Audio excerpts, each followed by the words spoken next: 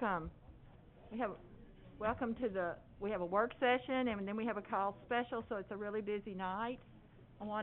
We're on Facebook Live, so we're really great that we can do this feed, so anyone that wants to see and be involved in the meeting, they can. We're doing this just a little bit different, and that's really because I know some of you have a lot of questions and comments, both either on the work session or on the call special. So we put the public comments at the very beginning, so that we can kind of hear what you have to say and digest that. We won't comment to them. At the end of the public comments, if any of staff wants to make comments, we will as well. But what we do with this is you have 3 minutes. You need to be, of course, a resident of Murray County. So if somebody will bring me the list, we'll get started. And I know that the first person, because I owe them big time, is Jennifer Ng. Jennifer was going to respond in the last board meeting. She was sitting there making notes, and I just up and called a audible, I guess, and she didn't get to speak. So she's going to come and ask her questions first and foremost. Jennifer.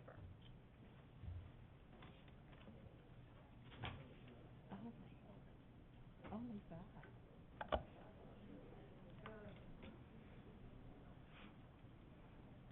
Good evening, Chair Kinzer, and thank you for allowing me and board members, and thank you for allowing MCA and concerned stakeholders to have a voice in the plans going forward with reopening schools.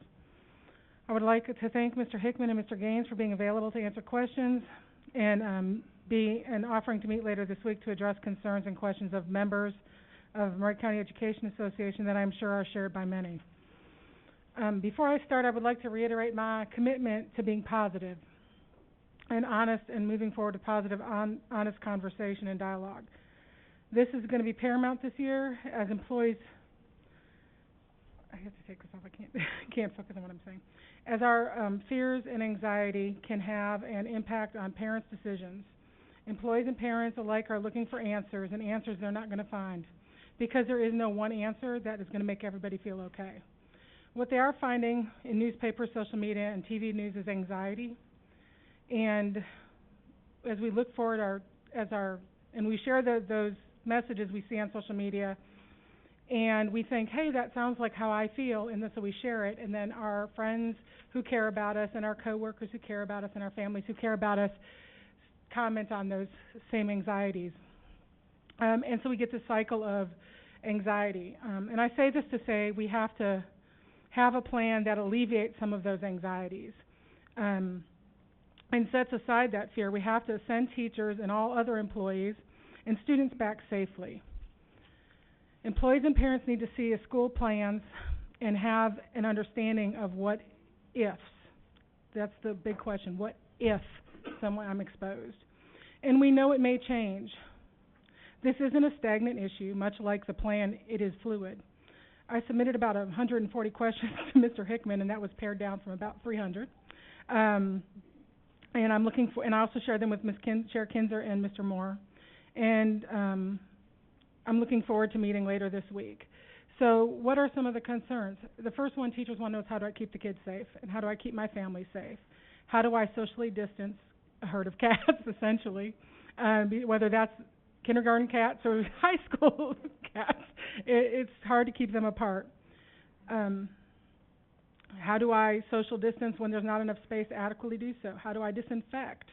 Can students help me with that? How to make sure the kids aren't at risk? Because children are inherently apt to gravitate towards one another. How do we get students water? If laptops and Chromebooks are given to those who choose to remote, how do we train the ones who are left behind? And what if I'm exposed? What am I taking home to my family? What will I have on hand day one as the students or as I walk into my classroom as far as PPE and disinfecting agents? What about my sick leave? We still haven't had an accurate measure of what our sick leave is from last year. We've never gotten, and Mr. Lindsay does have a plan in place for that, but we're starting kind of not knowing. Is there a way to front load our sick leave like we used to do, where you're starting off with 10 days? Because we have brand new teachers who don't have any sick leave built up. They also aren't starting with insurance for the first 30 days. That's frightening to me. As, you know, just thinking about being exposed. It's one thing if you're a 23-year-old teacher coming out in a healthy environment, but you're coming out in an unknown. I'm sorry, I wrote this all down. Those are just a few of the questions, but also the other one was this one came from an administrator. How is the auxiliary clinic going to look? And what are the plans for that? And I'm sure we have all these answers. Can we use Columbia State Community College nursing students to help in those clinics? What on earth will be expected of me in remote learning? I hope when we listen through this plan tonight, we have a lot of those answers to questions and a lot of our worries for employees are alleviated. I just don't know that they will be. This is a really hard thing. And I don't think anything in my 24 years of teaching has been as divisive as this. You can't be okay one way or the other. If you feel okay going back, you almost feel like you're sending your coworkers into uncertain death, you know, and there are people that, you know, who are feeling that way. So as we go forward, please make sure teachers and parents feel good. And let's try to squelch the anxiety, because I'm afraid we're going to have another discussion later on this semester about average daily membership. So parents and teachers all feel good sending their kids to school. Thank you. Thank you, Jennifer. The first person on the list here is Paco Havard.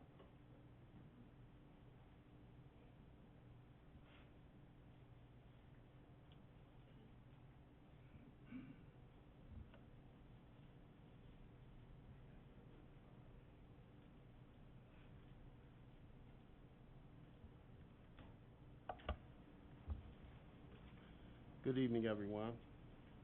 My name is Hernandez Paco Havard. I'm president of Murray County NAACP, and I have some questions here that I'd like to address to you and possibly get some kind of answers.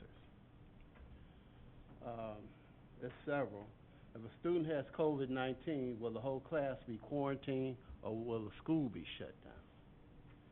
The second one deals with hybrid learning and the personal attention for certain students that need it. How would that be dealt with? And then the plan on students sitting on the buses. How is that going to be? And then there's what training for the teachers will be provided for the expanded use of technology.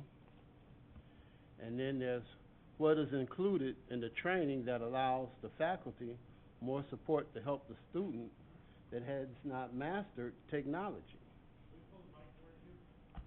That has not mastered technology. Can everybody hear me now? Okay, thank you. Another one is safety's #1 priority, and how would you do social distancing on the bus, in the classroom, and in the cafeteria? Then how does the school system assure parents and students that they will be supported to move the system that has a lower move on the scorecard? Let me get that a little better. It's about the safety plan, the program that's supposed to provide teaching till the teachers are transferred, identified for those positions to online learning. How effective is it? And also, I want to remind you that right now we're on the state list in the bottom 5%. And regardless of whether or not state testing takes place, we need our students to be learning when it's deemed safe, a safe learning environment.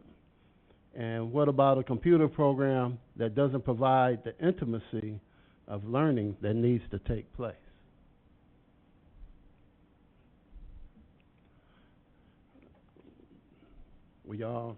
Anybody any comments on that? Any answers? We generally don't comment on public, but we're going to give staff a chance to answer these questions at the end of the public comments. And they've written it down. Thank you. Okay, thank you. Appreciate it. The next one, and I really can't replace the meet them, is Willie Nelson.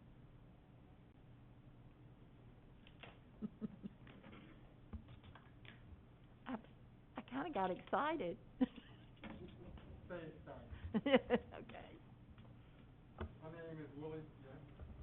Turn, okay. It's on. Okay. My name is Willie Nelson. I'm a member of Wayman Chapel AME Church. Also a member of Omega Psi Phi Fraternity, which is an organization of men who do community service. And I'm just mainly here to express our concerns of the safety of our community. When we open the schools, we need to make sure that it's open in a safe way, that the parents, the people who are working with the students, and particularly the students, are safe. If everyone does not wear a mask, that takes away that possibility. I have been actively volunteering at Brown Elementary School because I love the kids. But I can't go back there again if we're not going to have them wear masks because of my safety. I am in the high risk category. So all I'm asking is, what is going to be done to provide safety, as Brother Paco shared about what schools, kids going on bus, kids being in the classroom, and mainly looking at a safe environment for everyone, so that because we all want the schools to continue and for our kids to learn, but if they're not going to be there, we need to make sure we have the tools they need at home to be trained and the proper people to train them on how to use those tools so they can do it and learn effectively. Thank you. Okay, thank you. Next is Pastor, I'm sorry, Mr. Givens. Is this right? Grayson Givens? Grayson, is that it? Oh, yeah. Okay. You're right. Okay, good.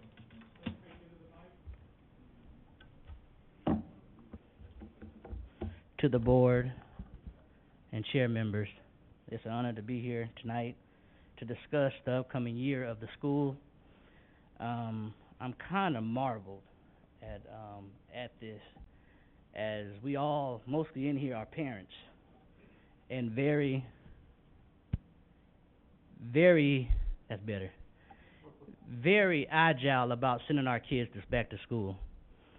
Because one thing that really is intriguing to me is that I am a double transplant, and my kids go to school, come home, and they A positive, and I get it. We have to think about other diabetes, other things that you might have. People in here could have it and don't even know they have it. And if we go to school, I work here at the HOP, and I love what I do. But one thing, it is very disturbing to open up something. Are we using wisdom? Are we using statistics? We have to use wisdom of when opening up a school full of kids. Kids. We all had kids. Daughters, sons, grandkids. And we're going to open up the school for them, and they come home and get you sick. And then your picture will be on the Daily Herald. What happened to him? Oh, he died of COVID-19, or she died of COVID-19. We have to be very aware of how we're going to do things this year. The question that I do have and I raise, what if a kid gets sick and they need CPR? Who's going to give them mouth to mouth? That's my first thing. And has parents received protocol of how to take care of their kids and the symptoms of everything? If we're going back to school, we need a pamphlet of how we should aware our kids of everything. Because I know y'all looking at me, I'm looking at you guys, but this is serious. This is life and death. You know, we just have to be very cautious. And I pray that you guys do the right thing. That's the only thing that I could do. I am the pastor of Mount Lebanon Missionary Baptist Church, the oldest church in the state of Tennessee. And I pray that you all use wisdom. Thank you. Thank you, Pastor. I'm gonna let staff comment, but I want to say this to all of you and to everybody. There is nothing more important to this board, nothing, than the safety of our students and staff. This proposal has lots of things, it's a fluid matter, but there is absolutely nothing. Our mission is to take care of our students and, in turn, our staff. Now, do you all want to respond to these questions? Mr. Hickman?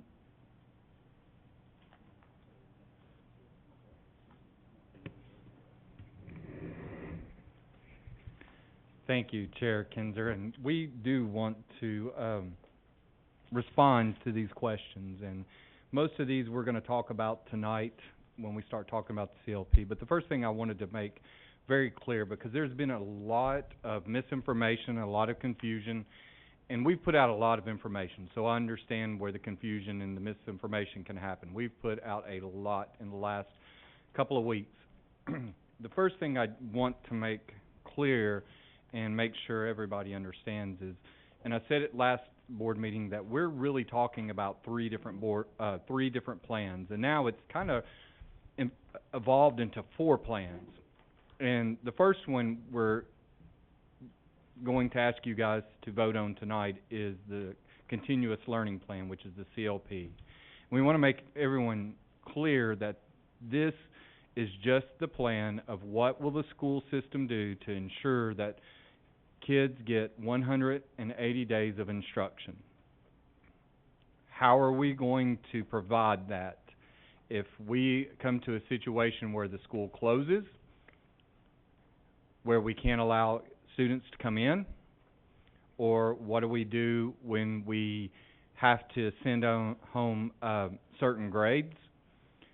This is not telling so much the why we're sending them home. It's just saying this is what we do when we do decide we have to close this school, this grade level, or this system. Once again, it does not identify the whys we're doing it. So when we start talking about the CLP, and you'll hear me refer to it as the CLP, Continuous Learning Plan, we are just talking about that. What are we going to do to make sure kids get 180 days of school this year? Now, part of the CLP, what has birthed from the CLP, is a ask for calendar change. That is attached to the CLP. And we have made a very concerted effort to make sure that we're not just opening and we have no plans. We have plans for every day. And part of those plans, one of which was the technology training. We're going to be very intentional in that training, not just teaching teachers how to use that technology, but also teaching teachers how to teach the students to use that technology. We were in a meeting today talking about how we're going to infiltrate the parents to let them know how to use it as well. And we've got plans for that as well. One of the questions I believe Mr. Moore asked last week, are we going to have communication lines to make sure that parents, teachers have easy access to ask questions, to have those comments? And we actually found out a way to do that 10 minutes before the board meeting. We had a plan. We were worried about where to get the money, and then we found out through Doug Laconin, because of part of what I committed to you guys were we were going to find ways where we can start cutting programs that were redundant or unneeded, and we found out 10 minutes before it that, hey, I've got a program that you guys need to cut, which would cover the full cost of making sure we have a direct avenue for parents, teachers to ask those questions. The next plan I want to talk about is the health plan. The health plan is when it's kind of been birthed, to where a lot of the questions that community, teachers, and the board members have all been asking consistently, what do we do when someone gets or is identified to have COVID-19 or has been exposed? We're working rigorously on that plan as we speak. We're spending a lot of hours on that plan because we want to give you concise, clear, and correct information. Part of that plan, we've already reached out to our board attorney because we want to make sure we're doing it the legal way and the right way when we come up with a solution for these plans. So we're going to make sure all areas of that plan is covered so we can come back and tell parents this is how it needs to be done in a concise way. Another component of the health plan and the reopening plan is the third plan. We found out today that the governor will be releasing Wednesday, got to make sure my days are right, Wednesday, he's going to be releasing his actions about that. So once again, whatever we put out tonight may have to change through his direct policy and order. And I've heard even one of the speakers come up and say, we understand that it's probably going to change. Yes, it may have to change. We may have an avenue we think is going to be the perfect way, get school started the first couple of days and find out that's not going to work. So we want to be open, we want to be transparent, and we are all, including every one of you, getting our inboxes filled with these questions. And we want to be able to answer these correctly and concisely as soon as we can. The third plan, as I said, was the reopening plan. That's the plan of how we're going to go back. And we have given you our recommendations of requesting students to wear masks. We've given you our recommendations for what we're going to do for parents that choose the virtual over the traditional setting. And I do want to make that clear too, because there's a lot of confusion out there. I've even had emails sent to me. I heard only 7th through 12th grade is getting virtual options. That is not what we said. What we have said is we are going to offer every student in kindergarten through 12th grade in Murray County the option to either come traditionally or remotely. And we also have shown in our CLP, if you choose remotely, it's not going to be what we had in March, April, and May. We have to provide the state in our CLP plan, and we've provided that to everyone to look at, what a virtual day will look like. Part of that plan has to prove what a student schedule will look like for learning. Every student will have that option to begin the year. The third one is where everyone is getting kind of confused, and that's Virtual Academy, which was in the plans before COVID hit. Virtual Academy is only for 7th through 12th grade. So we want to make that clear, and we'll speak more in depth about that. Thank you. And I wanted him to at least have something, because I know some of you may not want to stay the long night, but to get to the call special. This is a regular work session that we have every month to try to let all the departments, all the bids, everything that we have to do business that we discuss, and then that we'll have brought to a meeting. So the call special will follow that. So going by that agenda then, next is the budget amendments. And that is Ms. Cox. There you are. Do you all have any questions about the budget amendments?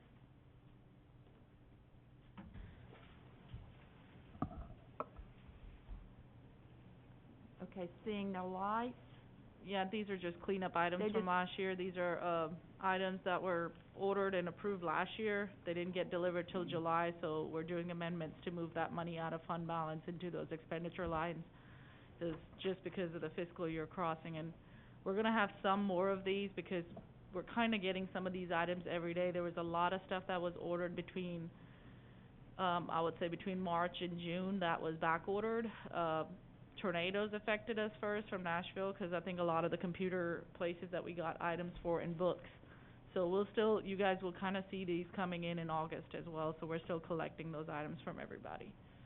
Okay. And then there's a grant for the 142 fund for, professional development that, Scott's office had given us. Okay. Are there any board members that have questions on the budget amendments? All right, then we'll move on then. Nothing under instruction. Now, zoning facilities. Oh, I'm sorry. I'm new at this. Nothing on instruction, so zoning and facilities, I know it says operations information, but we'll just, go ahead. Good evening. We have Mr. Spencer and Mr. Hewlett here tonight. We told you last month that we wrapped Battle Creek up, that we were in the final days of that. Mr. Spencer's gonna speak to you tonight and actually give you some final numbers on that project.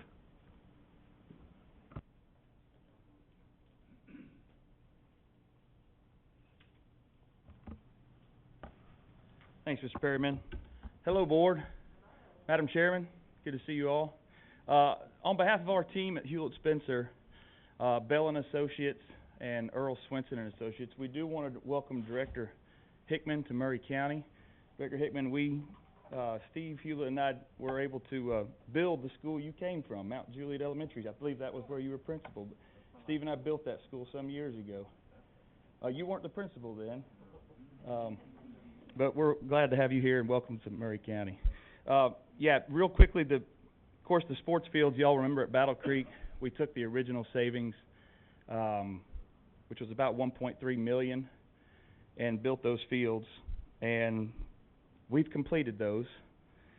We've had a punch list the last month or two, doing some little things here and there. We've walked the fields many times with Mike Kennard and Eric and Dave, and we think we got it just about where we need it to be. And the savings after that $1.3 million on the fields that we'll be returning back to the county on that particular portion of the job is $50,156.29.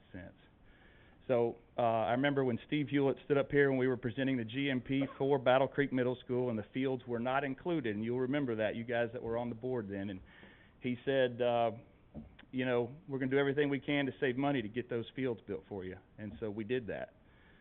And now we've got a little bit of money we're going to return back even after that. So anyway, that's my report tonight, and if there's any questions on that, I'd be happy to answer those.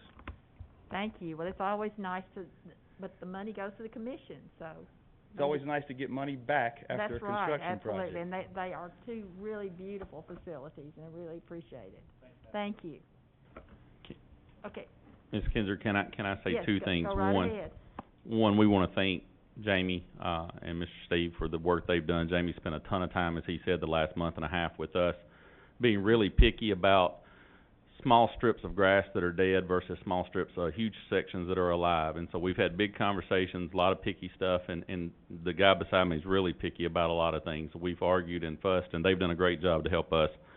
One reminder, and I've spoken at length with Doug.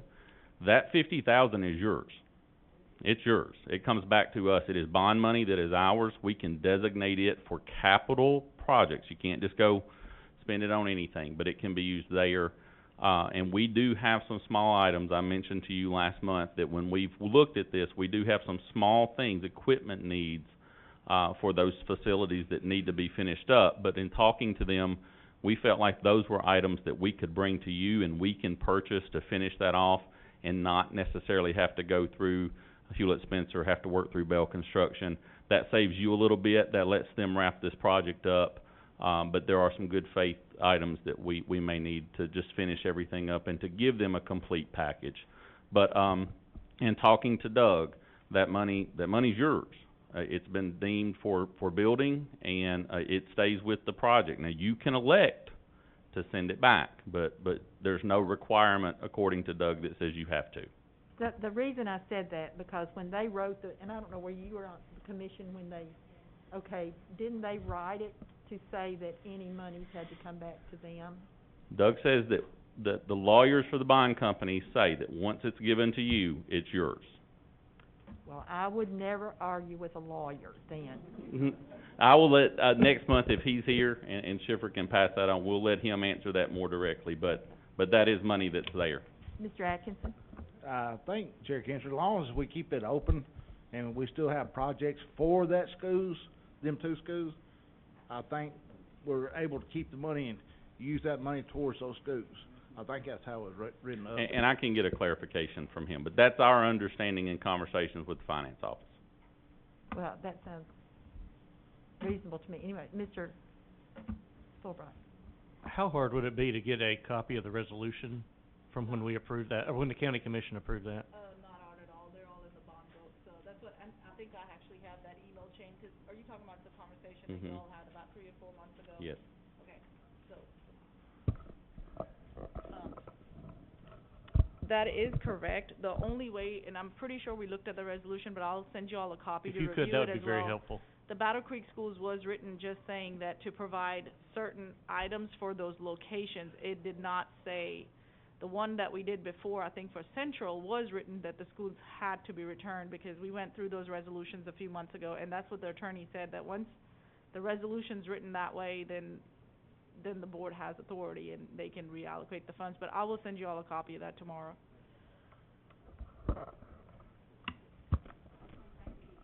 Keith. Oh, excuse me, Ms. Parker.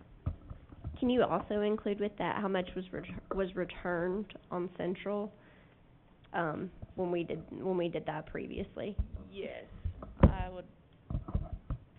Just for reference. Yeah, I have a number in my head, but I'm not gonna say it, just 'cause I think it was I'm more gonna than double check it. 50,000, but yeah. Yeah, it was more than 50, yeah. Okay, thank you. Any other questions or, okay. Next is the train report. This is just an FYI, those Okay. are your 2 monthly reports. One's the project savings, and the other's just the update on where we are with our PACT agreement. Okay. No attachments on the project cost, we just had that as well. The bid on the roof replacement at Mount Pleasant Middle School. Yes, ma'am. Mr. Hall went to a bid opening a couple of weeks ago. We did, accept the bid from Village Roofing, to complete the final section of roofing at Mount Pleasant Middle School. We've talked to you for, a while about this. It comes out to $312,317, and that money is available in the 177 fund, and it was designated for that project. Any discussion? We'll move that to consent then. Thank you. Now, next is, actually, this next item was added to the agenda just this afternoon, and I think you'll understand why. So, would you speak to it? Yes, ma'am. This is the easement request that came before you last month. If you remember, you asked us to go back and make sure that the wording with the City of Spring Hill was correct, that Jake had everything in order. He and I spoke this morning, and it is up to where we would like for it to be. Everything is to the standard.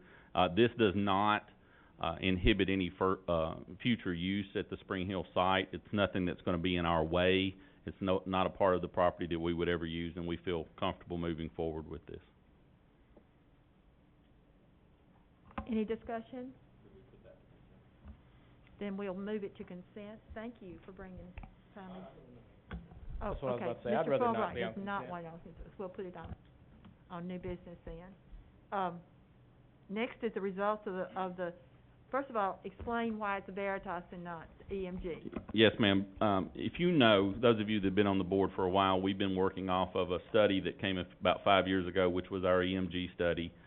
They came in, looked at all of our facilities, and gave us capital needs, priorities for each one of them. They gave us the status of our buildings and kind of where everything was. If you remember, they came back with some pretty shocking numbers, and you guys, along with the commission, have worked very hard to provide funding for us to address a lot of those infrastructure needs that we've looked at over the last 5 years. And you know, we always refer back to the EMG list. I didn't say it just a minute ago, but the Mount Pleasant roofing was part of that original list of things. So this is our 5-year mark, and we've been, that's kind of the standard, to revisit in 5 years. The name of EMG, as all companies do over time, seems to, they sell, and it's now Bureau Veritas. EMG is a little bit easier to say, but this is the same company. They came back in, and we went back with them just so we had apples to apples. We've got the same folks laying eyes on our buildings after the work that you funded that looked at them prior to the work that you funded. So Andy Hupp is here from Bureau Veritas. He's put most of this work in, a lot of time on the ground and getting reports done.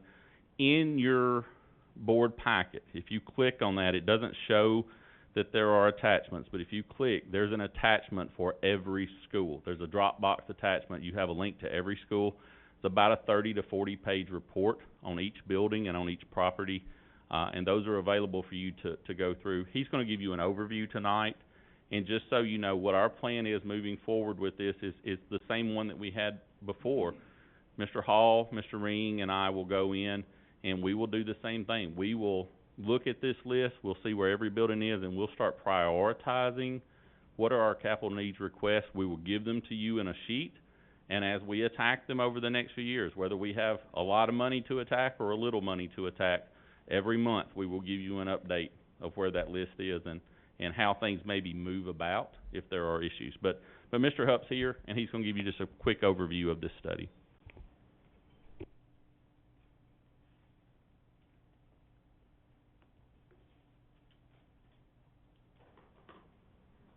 Hey, good afternoon. My name is Andy Hupp, and I'm with EMG, but we are now Bureau Veritas. About a year ago, we were acquired by a French company, that's the name, but they are focused on building and infrastructures, just like EMG was, and so they are using us as their North American building and infrastructure specialist. So, I'll give you just a little bit of introduction about us. I know a lot of you are familiar with, EMG and what we do, but we are a national building assessment company. So we hire architects and engineers. We have about 650 plus employees across the country, and we go around and we look at buildings for clients. So school districts, K through 12, a lot of higher education. We do cities. We'll do assessments for cities as well as entire states. So it's a little bit, about what we do. You can see here just a little bit about Bureau Veritas. It's actually, like I mentioned, a French company. We're part of 75,000 employees now with a footprint all over the world. So a little bit about the facility condition assessment. So what did Bureau Veritas' assessment include? Well, the first thing that we did is we had sent out pre-survey questionnaires. So that way we could understand a little bit about what has changed with the buildings over the past 5 years. And we had a kickoff call with Dave just to kind of talk about some of those things, to understand what some of the issues are that you're having, as well as some of the work that was completed over the past 5 years. And from there, we actually did the facility condition assessment. So in late March, early April, we sent quite a few people down here, and we knocked out the schools while kids were away and did the assessments. So I'll show you a little bit about what we included. It includes everything from the site and the infrastructure. So we're looking at parking lots and grading issues, erosion concerns, to the exterior of the building. Any windows, door issues, any facade issues. Rooftops. We were up on the roofs. We were not only looking at the condition of the roofs, but as well as any HVAC that was up on the roofs. Interiors, everything from interior doors down to the paint on the walls and the flooring materials and the condition of those. All the mechanical MEP systems, including fire, life protection, plumbing, electrical. So that was our scope of work. So we came in and we looked at absolutely everything. So in many cases, we've been to these schools before. We were looking at the effective age. So when we go in, we're not saying, okay, so this rooftop equipment, it's supposed to have an expected useful life of 15 years. It was installed in 2010, therefore it's 19 years. That's not how we really approach it. We look at, okay, so you have this piece of rooftop equipment, maybe it's 19 years old, but you've done great preventative maintenance. It works well. It doesn't need to be replaced right now just because of its age. So we're looking at the condition and all the maintenance components that factor into these things when deciding when things should be replaced. So we take all of these things. We take the remaining useful life and the cost. All of our costs are primarily based off of RS means, unless we had some historic pricing from you guys, which we were able to include. the condition, the quantity, all of these things kind of come together and help us create a replacement reserve schedule for you. So when will every component within the school need to be replaced over the next 20 years? And how much will it cost? It'll help you prioritize. So we're taking we're making it a little bit more diplomatic across the board. We're looking strictly at the numbers. Like, when will these things need to be replaced? Which will ultimately go to help you with your capital plan. So now we'll get into a little bit of the summary, which is the stuff that I think everybody is mostly interested in. So for 10 years across the whole school district, we're about $121 million. So you can see in this donut chart here, out of that, there's only a small sliver that's life safety issues. Life safety would be like trip hazards, electrical issues, things like that.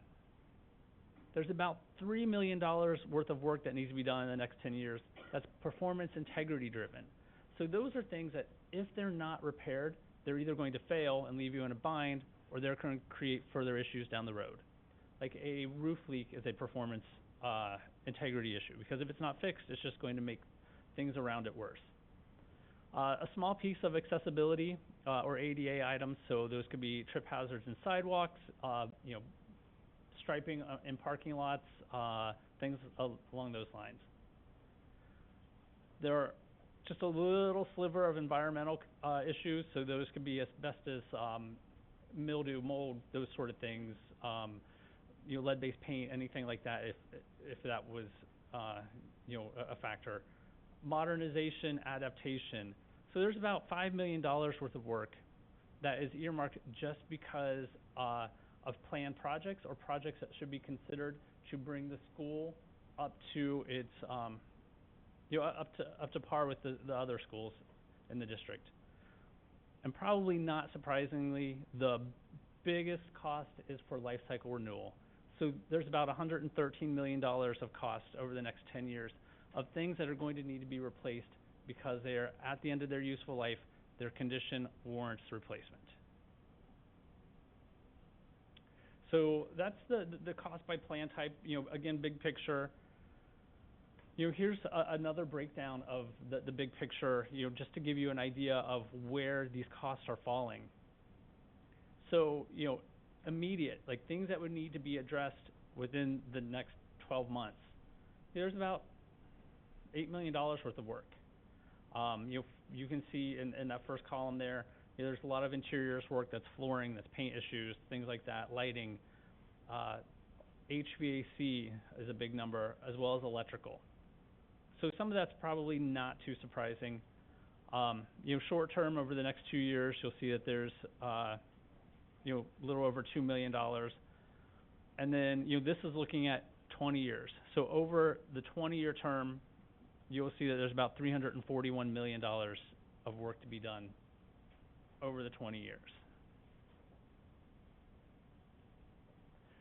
So, as I talked a little bit about the prioritization, to kind of take some of the emotion out of the decisions, you can see here, these are key findings. So up in the right, there's a priority score. So what this is doing is we are taking everything and associating a risk factor with it. So, for example, a roof is a higher priority than a floor. A rooftop unit is a higher priority than paint on the wall. So we're looking at those sort of things to help develop the priority, plus the condition of it. So for every school in the report that you will see, we included a list of the key findings. So the top 12 to 16 items that are of particular interest for those schools, so things that are in poor or failed condition that should be looked at sooner than later. So I've just included some here. You can see the top one here is pedestrian pavement in poor condition. So it's in poor condition. It's at the top of the list because it's a life safety issue. So therefore, it has a high priority. These exterior stairs here at Central High School, also a safety issue. So therefore, a high priority. So we've done this, like I mentioned, for every school. Cracks in the walls to doors that are difficult to open. And all of the things that we, found were really, what we're trying to get at is the facility condition index.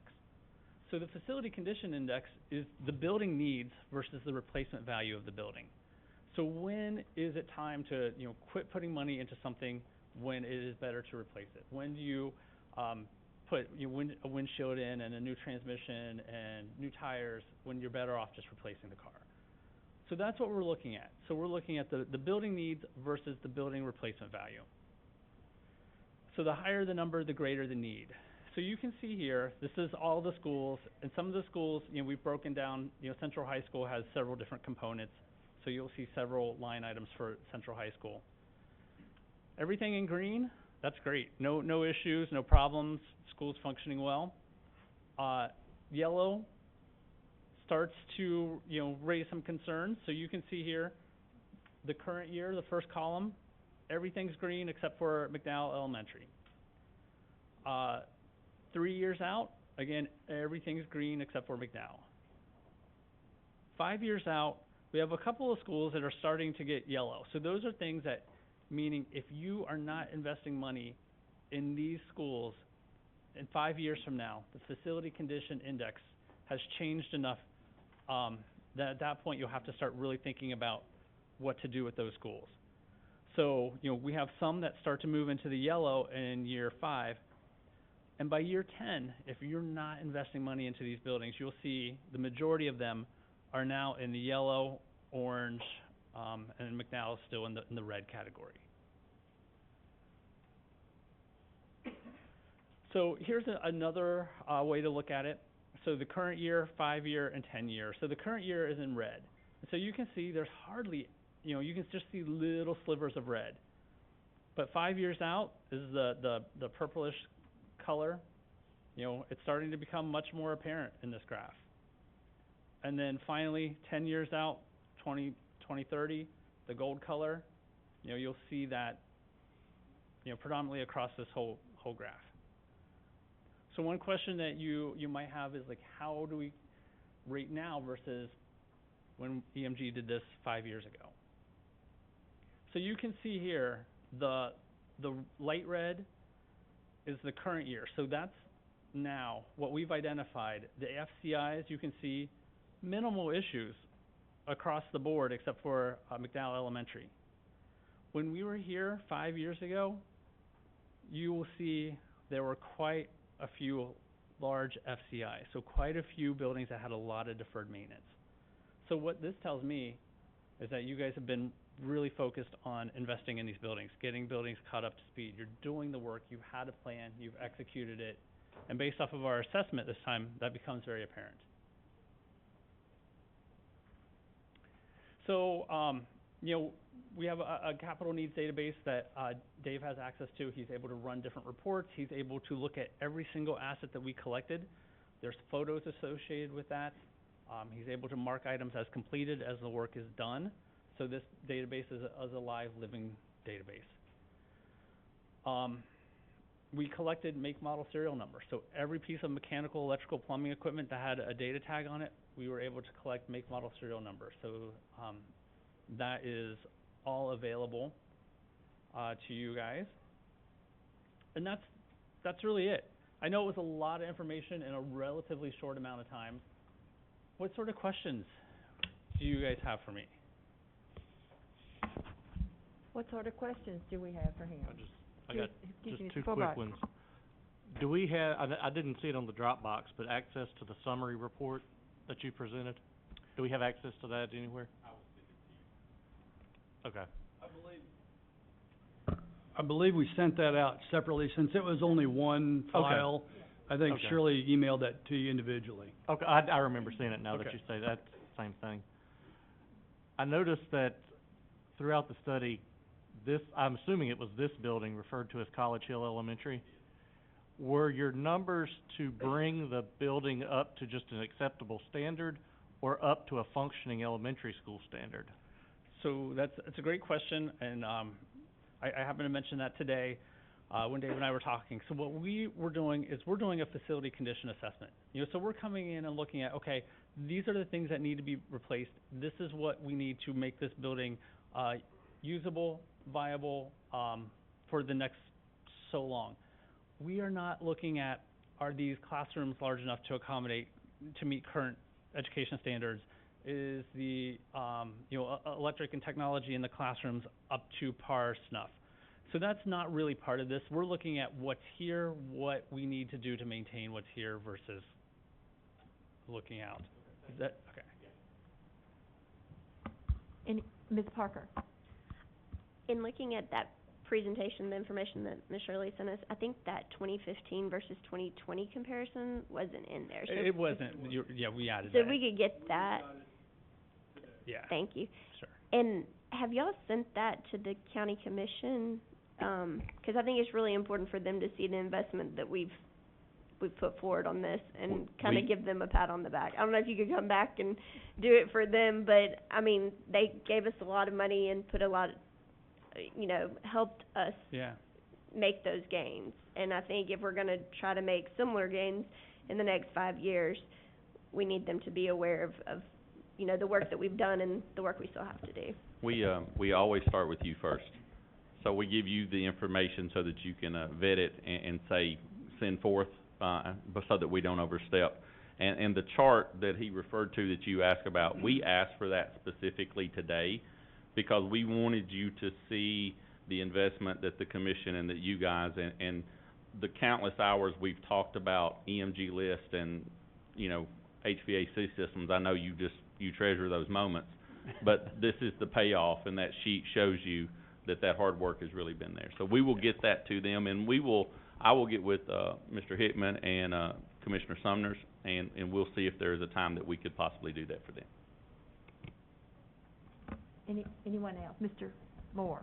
If I could echo that, Chris, and I agree. I mean, I know when we got the first EMG report, shocking, I guess, is a word that could be used on where some of these graphs were, of where our facilities are. So I absolutely would love for you guys to be able to present something to County Commission that shows, clearly we still have work to do, and I think everybody understands that. And the reality of a report like this is there's always going to be work to do.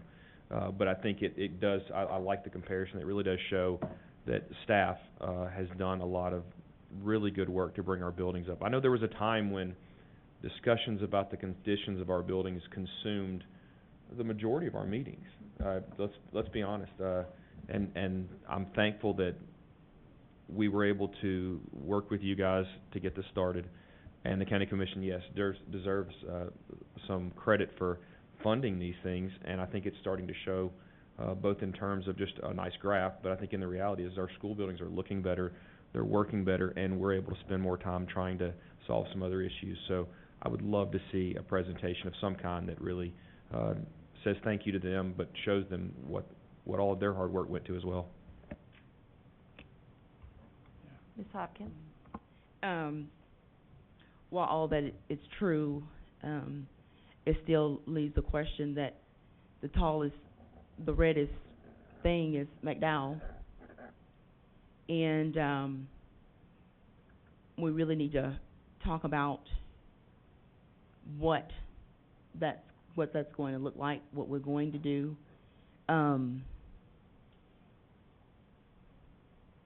But it just feels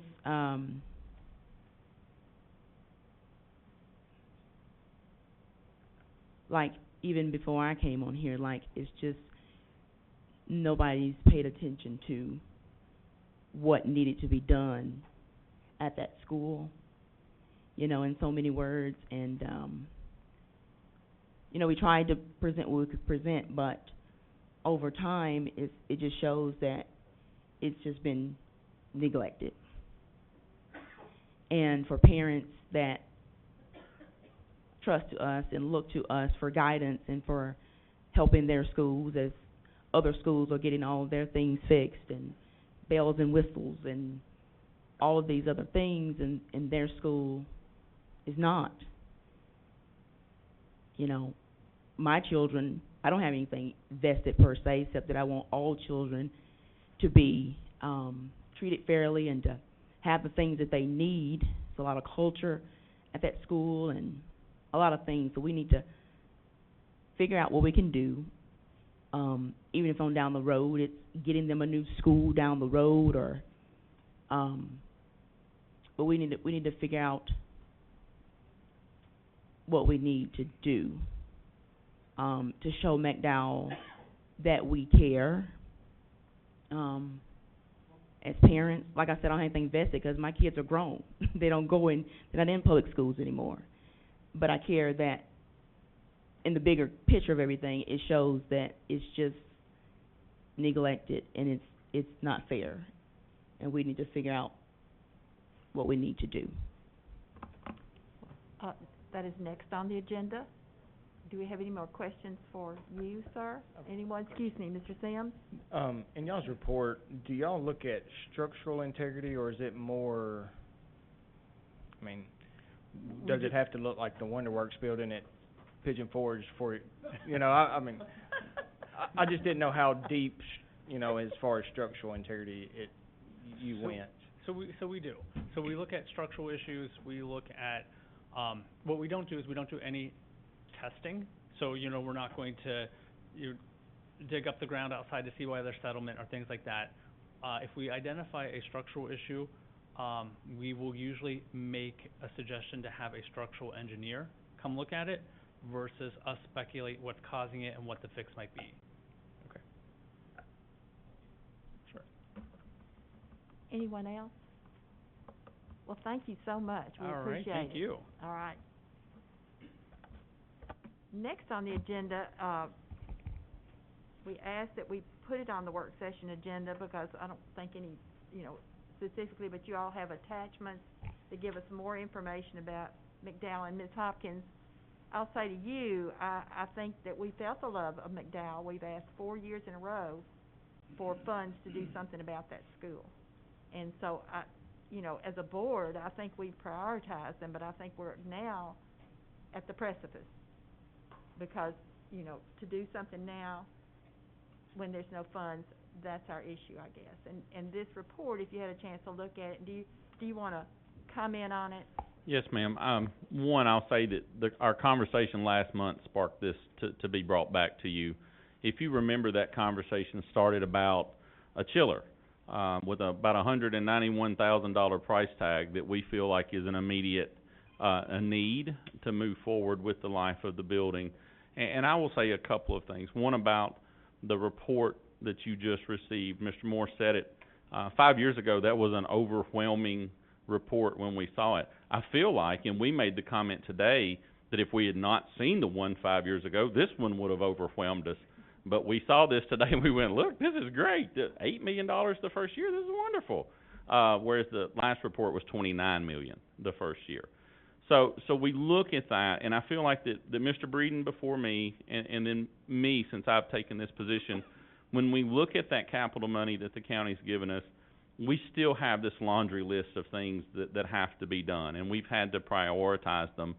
And one of the things that's led us to prioritize the way that we've had is the conversation you're about to have was happening 5 years ago. It just keeps getting avoided. No one really wants to have that hard conversation. We were always leery of putting huge amounts of money into a building that we felt like, one, would either be replaced, and you guys set the groundwork and hoped that it would be replaced, and we just couldn't justify, with this huge list of items that we had, spending money on something that within a year or two had the possibility of being torn down if we'd moved forward with the last proposal, or abandoned if we moved to another building, or any direction you take. So that was part of what we've looked at as we've moved forward. We brought the chiller item to you, and we knew that it could possibly spark a conversation. One that, as I told you last month, operationally, we're at a place where we either need to know, are we all in on this building, or what are we doing? And that's not our decision. We live with it. We work with it. It's a wonderful school. And you know my background. I have that teacher background. I have that principal background. So I know the emotional attachments you have to a building. In this role, I have an operational view, and it's very different than the emotional view. We gave you two attachments tonight. One is just simply the report from Bureau Veritas on the McDowell building. As you saw in their summary report, it's the outlier for our county. Structurally, it's kinda landlocked, it's hard to get to, we have issues. The second attachment I gave you is just simply a list of issues that we see that aren't, building issues. Transportation-wise, it's the only, school other than this building, and we can change this building because we have the space to do it, that we have to load and unload buses on a public street. There's nowhere else to do it. It's the only building that we have that we haven't been able to renovate our cafeteria because we can't put the same equipment in that building that we've put in other buildings because the grid, the electrical grid won't carry it. We've put things away because we just don't know what to do. We've given you a front-end cost. I think the year one immediate needs are over $5 million. That's not to make it perfect, that's to keep it functioning and to replace the items and to address the things that we need to address. So we've brought information to you tonight. We can answer any question that you need as far as things that we've seen or we're working with. We just are at that point whether we need to go all in or not. I will say this just so you start, because of the $191,000 price tag on that chiller that we brought to you that kind of shocked everybody on the front end. And remember, the boiler comes in second year and it's about $185,000. We looked into, is there a short-term solution? And I'm not making any assumption on what you guys want to do, but we can, if we moved forward in a short-term world, if failure with that chiller occurs, Train has told us within 48 to 96 hours, we can have a temporary mobile chiller set up. It's a price tag of $7,000 a month. Depending on what your view long-term of this building is, that may be a more economical option. And I just say that because that's the conversation we were having last month. It's not to push one way or the other, but we give you this information and we are here for any questions that you may have of us.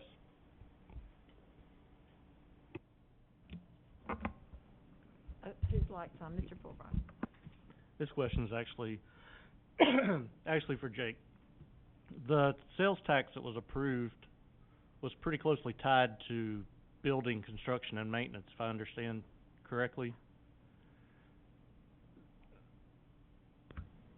That's right, capital improvement. And what I know has recently happened is, because the cities get half of it and we get half of it for that purpose. And I know recently Mount Pleasant, if I'm not mistaken, has voted to go ahead and give us that other half so that we receive all of that for building maintenance and conditions. I know Spring Hill has voted not to do that. Where do we stand, or what do you know about where we stand with the City of Columbia on receiving that half of the tax? That could be very easily applied to some of the things we're talking about. At that point, it was Superintendent Marzak. Dr. Marzak asked to have that item put on Columbia's agenda. They did not do so. As far as I know, they've never voted on it. I know that they did approve a budget for the cycle, so presumably they've already factored that money into their budget, so you're not going to get it for this budget cycle. I think that answers a lot of my questions. I don't have any more then. Can we clarify? There's a question that Schiffer has. She's actually contacting Doug. There may be a possibility that even Mount Pleasant has kind of... Nobody actually voted and did it all the way through. I think it was getting presented, and we actually received the first payment for our sales tax today. Because May, we don't get it till July, so we received our May 1st was the first day that first month that the increase was implemented. So when we were doing our calculation, I actually asked Doug, and I'm gonna text him and confirm, but from what I remember when we were doing the calculation this afternoon, none of the cities ended up actually going through with the whole process. Mount Pleasant actually approved it. I was at the meeting. They're waiting on the county to approve the contract. That's supposed to come up at the August County Commission meeting, and presumably as soon as that's approved by the county, then that'll start to flow. So we won't be able to, I'm guessing we have to turn over their portion for May, June, and July till they vote in August. I don't know the logistics of it, but I know they're waiting on the county to approve it, and then I guess we'll find out what's gonna happen with those interim months. Okay, because we haven't received any notification to not turn it over to them yet. Doug's been in communication between me and the county attorney as to the, at least the agreement part. So, Okay. last I heard, that is coming up in August for vote. 'Cause if that's the case, 'cause he just did the calculation this afternoon and we did not, but the city of Mount Pleasant is getting their full portion for May. So I'm about to call him and find that out, because that's what I asked that question specifically this afternoon, 'cause I've gotta tell the trustee's office, so. I don't know if they'll escrow the money or if they'll just start the year once it's Year, approved by the yeah. county. I don't know how that'll work. Okay. And I do believe Mr. Luconen told us that Mount Pleasant's portion is about $90,000. His comment to us was if Columbia is a no-go, then it might as well, it's a no-go. Okay. Mr. Moore? So, and I'll say that obviously this is difficult to talk about this. A year ago, before Mr. Breeden left, we had asked some questions, I think, in one of the meetings about the safety of that school. And I know that's been something that parents have consistently brought up as a concern. And I know it's hard to kind of set aside the emotional piece of this, because there's a lot to this, but being the fact that we have requested the money for the school to be built, we haven't gotten that money. I think the next question I'm going to ask is how long. And to go with that, I have seen no indication from our funding body that they intend to fund this. And I don't just mean this year. I'm getting no indication that it's going to happen next year or the next year. So that, I guess the question I would have for staff at that point is, and I know I'm kind of putting you guys on the spot, because simply I don't know the answer to this. How much longer can we safely operate that school? Because that's the second piece of the putting money into something that we don't know what we're going to do with, is a safety piece of that. And I don't know. We have heard various parents, staff members, a little bit of everything coming here. We've seen articles in the paper about conditions in the school. Is this something we need to be looking at closing now because it's not safe? Is this something that we need to be looking at closing next year? I don't know. Again, as a board member, I'm not an expert in safety, but what I know is that if staff feels like it's not a school that long-term we can sustain, when I say long-term, I mean whatever that time is, we need to be figuring out how long we can operate it, and then what is our strategy for when we can't. So at some point we've got to put a time on that, I would think. I don't know any other way to do that. If there is another way, I'd love to hear it. You started with an easy one, right? Well, let me comment on that, please, and Yes, ma'am. just for a minute, and what's best for kids, okay. He's asked a great question, but the answer to me is, do we get through this school year? Not the middle of the school, that's not what's best for kids. To disrupt them, send them all kinds of different places, but to get through the school year, we may, of course, need to make plans so parents know what's happening, and there'll have to be zoning issues, but not in the middle of the school, not abruptly, let's do it with a thoughtful way, what's best for kids. Now, the other question is there years beyond 1 year? So a couple of things. One, I hope you guys do know that even though I said we speak operationally, everything we do comes back to the children. Everything. I try to push that through our departments, speaking as a principal, and sometimes they'll say, shut up, principal, be the operational person here.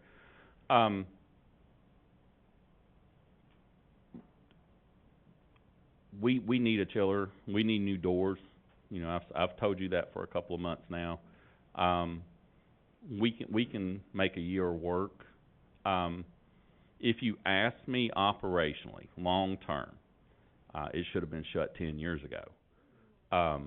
Now that's the building. That's not the school.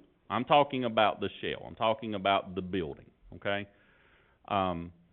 It's inefficient compared to our other buildings. We spend much more on utilities per square foot than we do in our other buildings. It has just some things that we can't fix. It's kind of like a house. You can redo an old house and you can do a wonderful job on it, but some of the bones of it are just still an old house. I've had personal connections with McDowell. I know the family that's there. I know the children that are there. I know the emotional attachment to it, but the shell of the building is, it's, you know, we talk all the time about we build buildings with a 50 to 60 year lifespan. Well, it's past that. Can we put money in it and stay in it? Yes, you can. Yeah. We don't have any money right now. Remember, I told you we've got about $500,000 left on our bond money. First year needs are almost $6 million. So can you stay in there? Yes. I would not in any way ever advocate a mid-year move. I was at Cox as an assistant principal years ago when they brought Spring Hill Elementary's 5th grade to us in the middle of the year. It is not good. I was at Cox when Marvin Wright opened in the middle of the year and they took kids away from us. It's not good. It's not healthy for children. It's not healthy for the adults in the building to do that. I would never say that. We brought this item to you, if you remember, the night that we closed school, I believe on March 13th. We were here for a capital presentation, and this was one of the items that was going to be on there because we felt like if you were going to do anything other than have school at McDowell this year, we needed to know in March or early April to make that progress work. It's an undertaking. It's more of an undertaking maybe to close a school than it is to open a new school, because you have to look at everybody and where they go and how the staff works and those things. I will tell you that I was tasked in November of last year to see if that would work. And we have not a final plan, but we have rough plans to can we accommodate the students in other buildings in Columbia, and we can. We knew that. We knew we had seats available. It affects more than just McDowell. It affects every elementary school in Columbia. It affects lots of travel. It affects lots of folks. It affects things. But can it be done? Yes. I'm not advocating that. I was just asked to see, can it happen? And it can. And we were prepared in March that if you'd said we're not going to school, that we could tell everybody pretty quickly this is the plan. So it's, you know, it's there. We've looked at it. We felt like, and I will tell you, Dr. Marzak tasked me with that, like I said, in the fall, to see if it was even feasible, because we didn't know if the referendum was even something that could happen or would even be a possibility, and what would happen. Operationally, and again, I'm speaking just to that, you can put a lot of money into it, but you still got an old building. That's why you were looking at building a new building. Now, I will tell you, you know that the site limitation, that the largest school we can build is a 500 student building. And it's actually about 488. We just round up to 500 to make it sound good, which adds about 175 seats, okay? We just built Battle Creek Middle at about $21.4 million, and that's a 700 student school. The last numbers we have, and Jamie's here, is we're somewhere around 24 million, and that's taking it back again. Don't use that as a hard number, but that's taking it back again and seeing what today's market compared to the market the first time and the second time. Because remember, we bid it one time and got a price, and the last time we got an estimate, because we're scared to go back out and bid it again because we feel like we may burn vendors, and they're going to say we put a ton of time on this, and you keep putting it out there and you keep pulling it about. So we know it's going to be substantially more per seat to build on that site. If we build on that site, we have to remove the old building and prep that whole thing. So again, the question you ask is, one, I would never advocate a mid-year move. Never, okay? Operationally, can I say that I'm comfortable with it past this year? I'm not, unless you put a lot of money into it, and we don't have the money. So in our current circumstance of funding, where we sit tonight with no money to dump into it, I say a year, because we know that following the chiller, we have a boiler, and you've got you have a report that so far has merit, because if you go back the last 5 years, this isn't a report we got 5 years ago. This isn't Dr. Register's report to talk ugly about anything, okay? This isn't one you got and pretty quickly you threw away and said we don't like it. This is one we've lived with and worked with and bled with every day, and so far it's been accurate. So, you've got a report that says this is where we are, and, that's a long answer. Okay, well, I've got some questions here. I think Mr. Fulbright was, Just, I almost forgot that I had asked for that information about, the enrollment at each of the schools. Could you send that out in a chart? We will. Thank you. We will. Ms. And, Parker? and part of that, Mr. Fulbright, just so you know, in talking to Mr. Lane, it's a little bit more difficult now because we haven't been to school since March. So that's kind of some of the numbers may not, when we show back up, look exactly like they did or like we thought they would. Ms. Parker? I know at the last meeting that we had a lot of folks here that talked about being transparent and communicating. What do you think is a reasonable timeline for this board to make that decision and for it to then be communicated to the community, whatever that decision is? If it's repairing the school, if it's shutting down the school, what's reasonable? And this is just me. Some of you went through the zoning process with us last time, Mr. Moore, Ms. Kinzer, you guys went through that. You know it's a very lengthy process, it's very detailed. I think having overseen transportation, and remember, we live in transportation zones. We love to say school zones, but we live in transportation zones, is how this really actually works. They need typically 6 months to completely redo and move through. I will say, there's a plan in their system. It would have to be relooked at, the numbers have to be revisited, it has to be given to you guys, it has to be vetted, there's lots of work, but the bulk of the initial work is in their system because we were asked for that last fall. So it's there. We felt like in March, we could have given you a plan by the end of April to tell people to move. I feel though like you need to make a decision in my world, transportationally by Christmas. Operationally, we need to know maybe sooner than that because we need to know, are we buying a chiller? Are we renting a chiller if one fails? Are we putting what types of doors on the building? Do we need to address different issues in different ways? If we have another issue with something in the building, do we address it one way? Do we address it? That's operationally what we need to know. Do you have any numbers? You mentioned the utility bill being higher and things like that.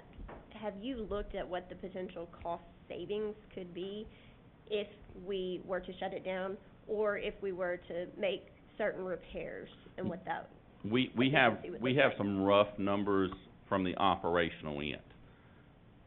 Please know I don't want to jump in anyone else's lane.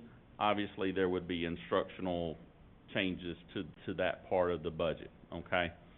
I will send those I'm not just comfortable just saying here's a number and then later on you go and that's not what you sent us, but we can send you what we think the savings would be, and we'll break it down by category. What would your energy savings be as far as gas, as far as electricity, and we'll try to compensate for changing other buildings if you did that, because other buildings obviously would have a different water usage than they do now. But we will try to give you as good an estimate as we can on that. And we can do that, we could do that depending on how quickly you wanted it. I would say we could do it by the board meeting, but he may hit me. But we could definitely do that in the next month. Why don't we make it about I did. More question. Well, I was just gonna say, as we're looking at that, can we also look at, I mean, I know McDowell's a title school, so, I mean, I'm curious as to what the impact would be there as well. So if we can have some information on, even on the instructional side, what that would do. And I mean, based on your, you know, if we were to close a school, what that plan would, it's gonna impact other schools too. So, because you said the kids could be sent to other schools in Columbia, so I'm assuming that other schools in Columbia will see changes potentially to their title status or whatnot. Yes, depending on, where particular students go, we'd have to get that zoning, transportation zone information, but we'd be able to rough estimate, say, here's how budgets might change, or here's, I think the schools would stay the same this year, but then the next year we would change those accordingly, depending on what the enrollment is. And I know that from having been, you know, when I was principal at Cox, we went from, not anywhere being close to a title school to the next year being maybe the second or third largest funding title school, and we did that in 1 year because of zoning. So yes, it would have an impact, definitely. Mr. Moore? I mean, I hate to jump ahead, but we kinda need to kinda get going with that part. I mean, are we as a board, is this, if this is the direction we're going, what I envision is, kind of two pieces, and some other board members have asked for other things, is I would like to see by the next work session, a potential timeline for the process. And that includes, when we need to get you guys information as far as we need to make a decision, a process that includes public, getting that information out to the public. Right. And this is based on us staying open at this point another year. We may need to explore other options, I don't know. I mean, we may want to. I would also like to see any potential costs, and that would include that $7,000 a month chiller if needed, that would be over what we are kind of budgeted for the year. Because that's going to be a dollar figure to maintain it for this next year. That's something we're going to be looking at. So maybe some rough numbers on that. That may go with what the other members have asked for in terms of actual facility costs, impact at other schools. That doesn't have to be at this next meeting, but I guess at the next meeting, what I would like is a timeline for us to start working, a framework we can start to work on when we can expect information, when we need to make an official decision, and just kind of as we walk towards what it sounds like to you is it seems like we should be able to be in my mind, and we've talked about this before as far as rezoning, and not even just closing school, but being able to start to inform parents at least in the January time frame. It seems like that is a nice time to give people information so that they have the entire spring to digest this. This is a difficult thing to deal with anyway, and then the summer as well. So that's kind of what I'm shooting for, is us to have some kind of thing out to the public that's very clear by that point, that we can communicate clearly what this is going to look like to not only McDowell students, but every other school that's going to impact. So if you can kind of help us work backwards from there, could you have that rough framework to us by the next work session? Is that reasonable? Yes. And I will say, okay, because, you know, I made it, this is a hard conversation, and I'm doing a lot of talking. The questions become, after your initial decision, even maybe sometimes as difficult. What do you do with a property if you leave it? Long term, it's still yours. In zoning, you guys know, zoning becomes a nice topic that people have lots of opinions on. Yeah. And I'm telling you, every elementary school in Columbia will receive a zone change. Some not so much, some more than others. So this isn't just a McDowell topic at that point. At that point, it becomes a Woodard topic. It becomes a Howell topic. It becomes lots of things. And that's why I referenced that maybe closing is harder than opening. We can bring you that information, and we will bring you a timeline. The timeline we bring, if it's not what you see, if you say we need to accelerate or slow down, we can do that. Please remember that any timeline we bring to you, and I guess we're bringing to a new board next month. Any timeline we bring to, or soon, maybe by the time a decision would come, all hinges upon your decision of whether what we do with that site. Because if you make a decision one way or the other sooner rather than later, we can speed our timeline up to fit your decision and give you any kind of change that you need. Any other discussion? So we'll look for that in the next one. It's not a discussion any of us like having, Right. want having. We put it off. Yes, ma'am. I talked to Doug real quick. There is a contract that's out there between the city. Daniel has it, like Jake said, and it is somewhere in the middle there. He expects it to go to commission in August, but he has not gotten that confirmation from Daniel yet. City of Mount Pleasant. That's the only one that has approved. And then as of right now, this was the first month that we got our first, increased payment, so it's all gonna go to 151 fund, that is, debt service. And we don't have anything to compare it to, but it's about $376,000 is what we received this month. Well, that's kinda good news, though. Yeah. Okay. Well, thank you, Mr. Pearman. Is there anything else? No, ma'am, that's it. Okay. Ms. Parker, excuse me. One other comment that was made at the last meeting was, the possibility, if we did need to shut down McDowell, the possibility of moving children to this building Yes, and ma'am. whether or not that would be feasible. I'm not necessarily asking you to make an opinion or say an Right. opinion about that right now, but I don't know if in the next month, if you can look at whether or not that's a viable option that was raised by the community, and there were there's certainly some attachment to that. Right, and what we can do is we'll lean on two things. One, I know we had the East Hill Task Force a few years ago where we specifically were maybe looking at that. We can go back to some of the discussion that they had. I know Mr. Pointer was part of that, Mr. Gaines was part of that, so they bring that knowledge. Mr. Fulbright asked a question earlier, about this building, and it was referred to as College Hill Elementary School. So the number we gave you with Bureau Veritas is to maintain this building or to keep it functioning. It is not a programming number.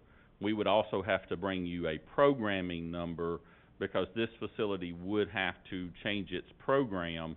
And please know, we house 2 schools in this building currently.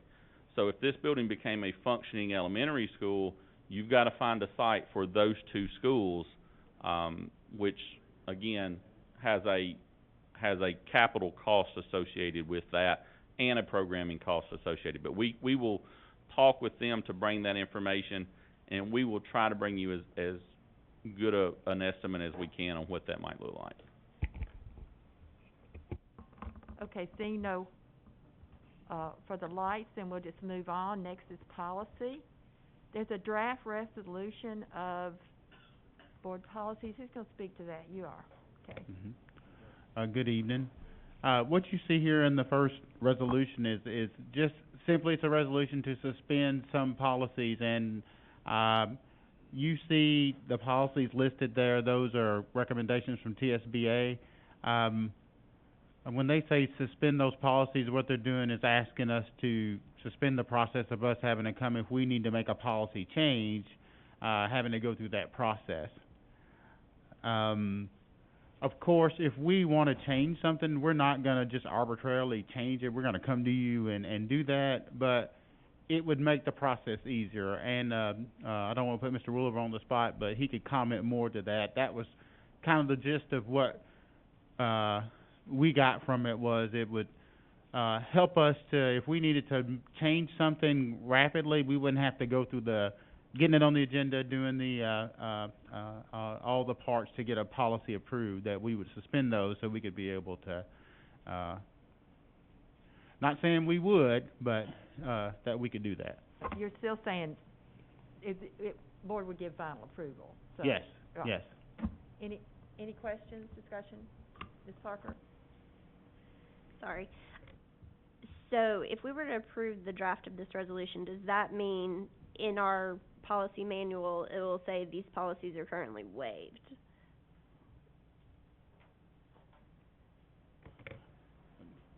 I don't know. No, I don't think there'll be an addition to your policy manual. I think the policy manual will still be out there. I think you'll just have to post the resolution in front of it. You know, like on the website where you give public access. I think you'll just have to put a disclaimer on there that given COVID that certain changes have been made, and but I don't think you go through policy by policy and notice suspension. We didn't get that kind of guidance from the TSBA. I'll just say for me personally, I'm happy to waive the posting requirement. I mean, I think we've tried to cooperate on that as much as we can, but I'm a little uncomfortable just doing a blanket, like, we're waiving these specific policies. 'Cause then it seems like to me they're not necessarily enforced, and I feel like some people may be looking at our policy manual and relying upon that and acting accordingly and not referencing a resolution that might be appearing before it. I'm just a little nervous about the uncertainty that that creates for our system. I'd like to kind of, if you guys could, we can walk through each of these policies, and if you hadn't had a chance to look at them, there's reasoning behind them, and I understand your apprehension, I really do. And that might be, something we look at later, going through each one, and we give you reasonings why we would think this is why we should do that. And some of them you look at and can be understandable. Like one of the first ones I look at is dress code. Up until this point, we've had where you can't cover your face. Well, if kids want to wear masks, we need to suspend that so they can wear the face coverings. But we'll let you guys discuss that, how you'd like to move forward with it, if you do at all. And we would be willing to walk through each one. And it may be you go through and say, yeah, that one for sure, or that one not.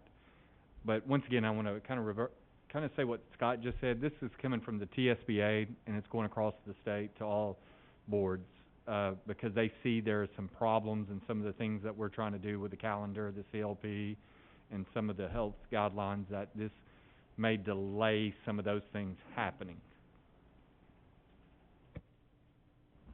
Anyone else? Comment? Okay, Mr. Fulbright. Would we need to put any wording in there, because technically Executive Order 50 runs out at the end of August, and I believe, at least it's been the case with some of the past ones, whenever it's extended with a new Executive Order number. Would we need to put any wording in there, or do we just come back month after month? That's just a thought. Just a quick answer is fine. No, I don't think so. I don't think you'll have to. And if you look down at the language, you're only suspending to the extent that the plan or to the extent that there's a conflict with your continuous learning plan. So I don't think you'd have to go back and forth on that. Okay, I think one time would do it. Any other discussion? And that is a good point, because it does bring up that it's only suspending them when it comes in conflict with that CLP. Okay. And once again, anything we did to waive the policy would come to us first. So this is just allowing that option to us, right? I'll put it on new business, okay? All right, next is policies for consideration for reopening schools. Huh? Good evening, Board. Scott Lindsay here. Wanted to discuss with you two policies that we'd like for your consideration. One is emergent employee designation during emergency closure, which is 1.8011.3. And that's really three things. One is the director can pay you if you can't report to work because of a closure by the governor. If the governor were to say to shut schools down like we had back in March, he would have the authority to be able to continue to pay employees. The other part of it, there are three parts. The other part is the director can declare employees as essential. Last time I was here, I was telling you that teachers are not deemed essential employees. This approval of this policy would allow the superintendent to designate them as essential employees. The third one is if you have no leave left, we can grant more paid leave. And the way that scenario would come about, if an employee exhausted their COVID leave or exhausted sick leave, personal leave, we could grant more paid leave if we needed to. That's what this policy is about. And I'll entertain any questions on this particular policy before I go to the next one. Are there any questions? All right. No, excuse me, Mr. Moore. So specifically on the paid leave request, functionally, how does that work when that's something that would need to be a change to budgeted items? Well, that's something that would have to be discussed and vetted out. You know, this policy is really just giving the authority, and that's something that we would have to vet out with the finance department, of course, you with the board. Okay. I mean, that's one of the, I guess, off the top, that's one of the questions I would have was, would this be something that would be, that would come before the board, or would this be at the discretion of the superintendent to choose to do at will, and then we come back later and figure out how to pay for it? 'Cause as a board member, that's the concern I'm gonna have right off the bat, is this something that's gonna be given, and then we have to try to figure out how to pay for it after it's already been taken place. So that would be definitely something before I would wanna move ahead with this. I would like to see that kind of fleshed out as to what that would look like. Okay. We could, possibly put in an amendment to it to have it to where it's some sort of a joint, decision between board and, superintendent if need be. But that's just the way the policy was recommended, to us, to give the superintendent discretion to do these things, in case of an emergency. Did TSBA vet these? Yes. Okay. Ms. Kinzer, excuse me. Just off the top, listening to your question, we don't per se budget for sick or vacation time in the budget, because that's, again, goes back to when we budget attrition, our office always says, let's not budget for attrition, because when a teacher retires, we pay out the sick time, vacation time. So currently, we have budgeted, and the budget that you all approved, we have already budgeted to pay all teachers. So what you would be losing if you did go ahead and give more vacation and sick time is possibly that attrition money, because we don't have any overtime or anything, so I'm not, off the top, that's what I'm thinking. The teacher salaries are budgeted for a whole school year already. Anything you would be losing would possibly be savings from turnover, and usually, like we've seen between March and now, we're not really gonna see turnover because of the way the economy is, if we shut down again.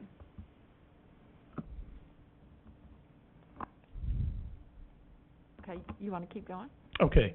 Yes, the next one is, to be able to telework during emergencies. We simply have no policy on that right now, and this, in lieu of what happened back, in March, where a lot of us worked from home, there was no policy of guidance, for that. So we need to have something to start off, to be able to work from home. One of the reasons why this is important is if an employee has a family member who has COVID, or they've come in contact with somebody who's had COVID and they have to self-quarantine, we would much prefer, if they feel healthy and up to it, to be able to work from home, as opposed to taking the 14 days of COVID leave and burn that up and may have to quarantine again. This gives us the flexibility, if the employee is well enough to work from home, to allow them to work from home, and this gives us some parameters for that. Any questions? Okay, seeing none, but I think that I will leave this on new business for next time, so that you all have a chance to study it and maybe have more questions as well. So, thank you. Thank you.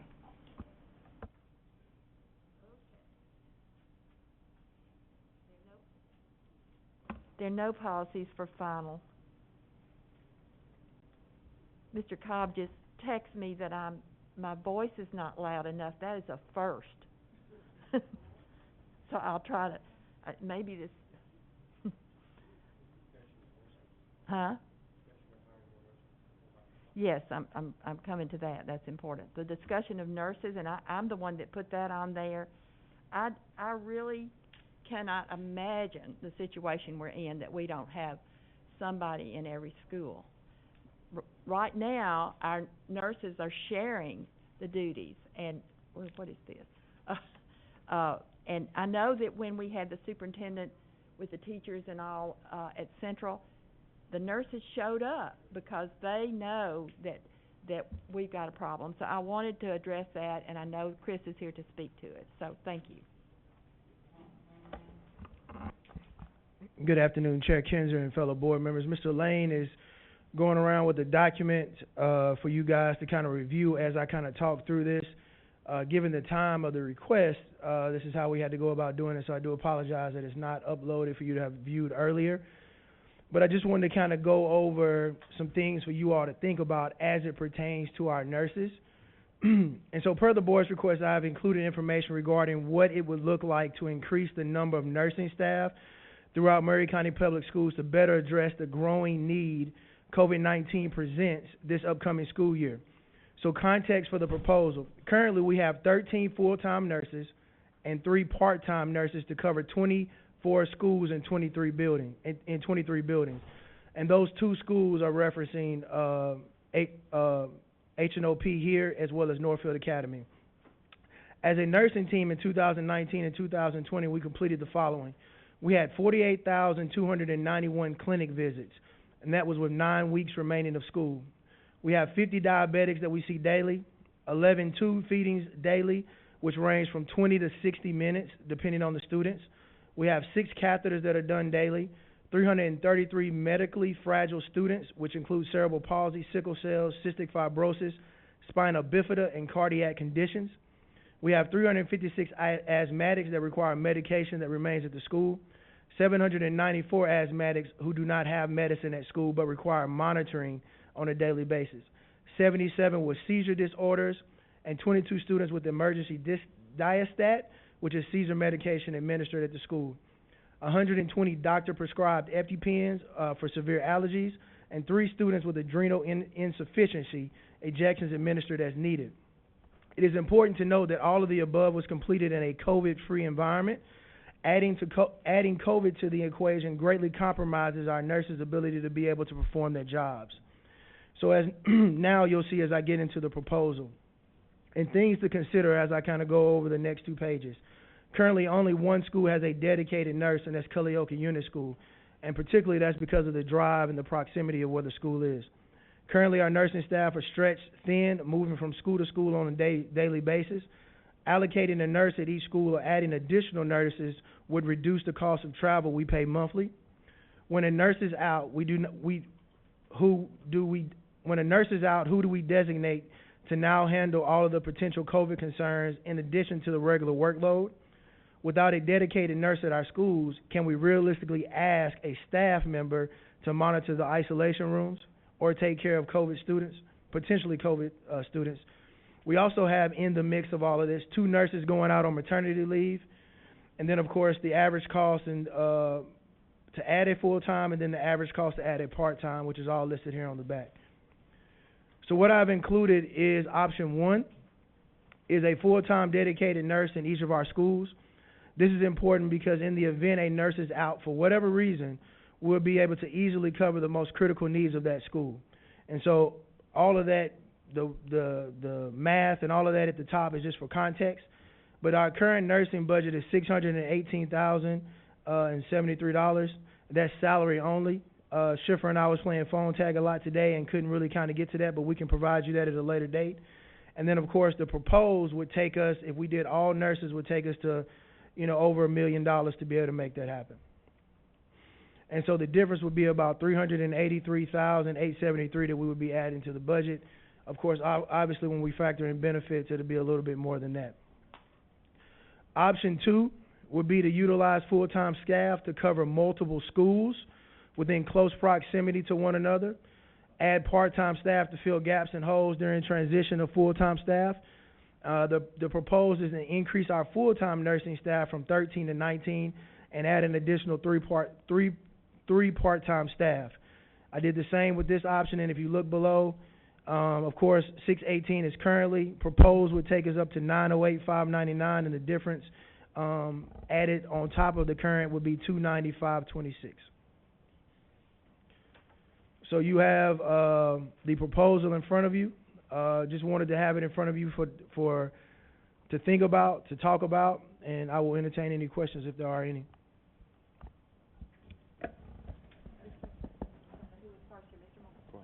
I was just going to ask if we could get a copy of this added to this agenda, just for the public as well to be able to do, even Sure. after the fact. Absolutely. And we also have our lead nurse, Nurse Diane Alley, who is here, if y'all have any questions for her directly as well. All right. Was your light on, Mr. Fulbright? Mm-hmm. Okay. Looks really good. Just one question. We have Battle Creek and the elementary and middle school sharing a nurse. Is there any reason that Cox and Howell were not listed as being able to share? The size of the schools, Randolph Howell Elementary, and also too, and when Nurse Alley and I talked about it today, also, some of the procedures that we know that are coming up that have to be done at that school. So we tried to make the decision on combining schools based on proximity as well as some of the procedures that will have to take place Okay, at those schools. thank you. Oh, yeah, go ahead. Sometimes what you see doesn't necessarily make sense, and it's because we may have one school that doesn't have any procedures, or may only have a diabetic, and then we have another school that has, 2.5 hours of tube feeding, and it looks good on paper, but the reality is our population with needs is not equally spread, so it's just harder to spread them out evenly. Any other questions? I think this is an absolute need. I don't know exactly if you make a recommendation as to whether we talk about our fund balance being a savings account, and I think, I can't think of a better use for it right now to make sure of the safety of our kids and help our staff and all this, taking temperatures, everything they have to do, so I think it's something we need to consider. Ms. Parker? I will just say, when it comes to fund balance, one thing that we try not to do is spend it on salaries. And I do have some concerns about that, particularly if we end up going completely remote this year and we have all of our students staying at home at some point, and we've just added, $300,000+ worth of salary costs. And then my other concern is, can we hire in this time period 3 part-time nurses with the needs that exist?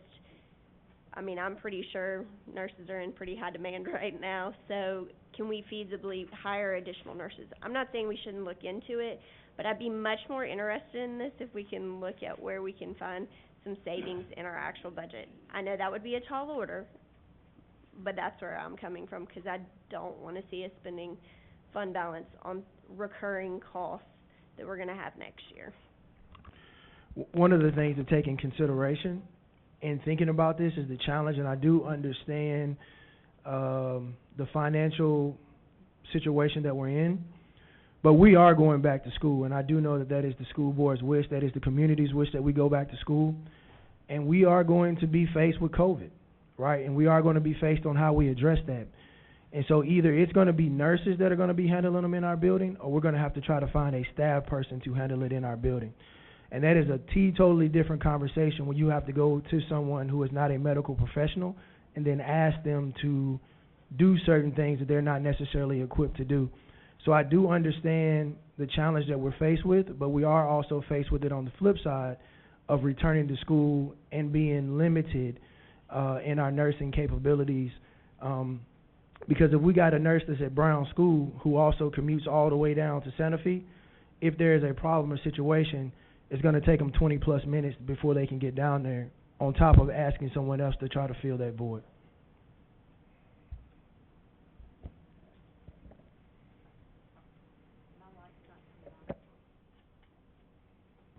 There it is.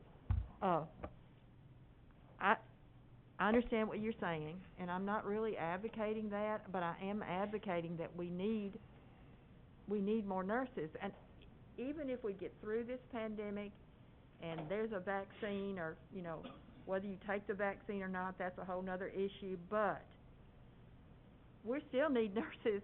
It's when you look at what they have to do and sharing among the schools, it's an issue. It is an issue. And so, I don't know, we always look at staff and said, okay, find it in your budget.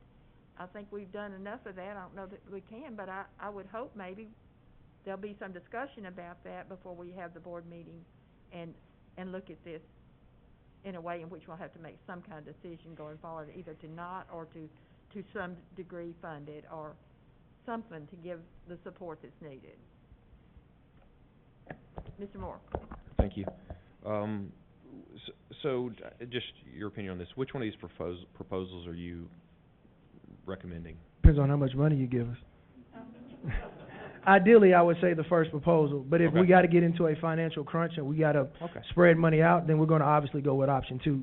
It's more than what we have now, and so we can make it work in option 2, but if the consensus is that from a health and safety standpoint, that's the priority, then I would look at us advocating for option 1, which would be to try to fulfill having a nurse in every one of our buildings. All right. I mean, that's kind of where I assumed you were going to. And I guess as a board, that would be where, in my opinion, we have to start deciding, do we want to shoot for the goal of having a nurse in every school?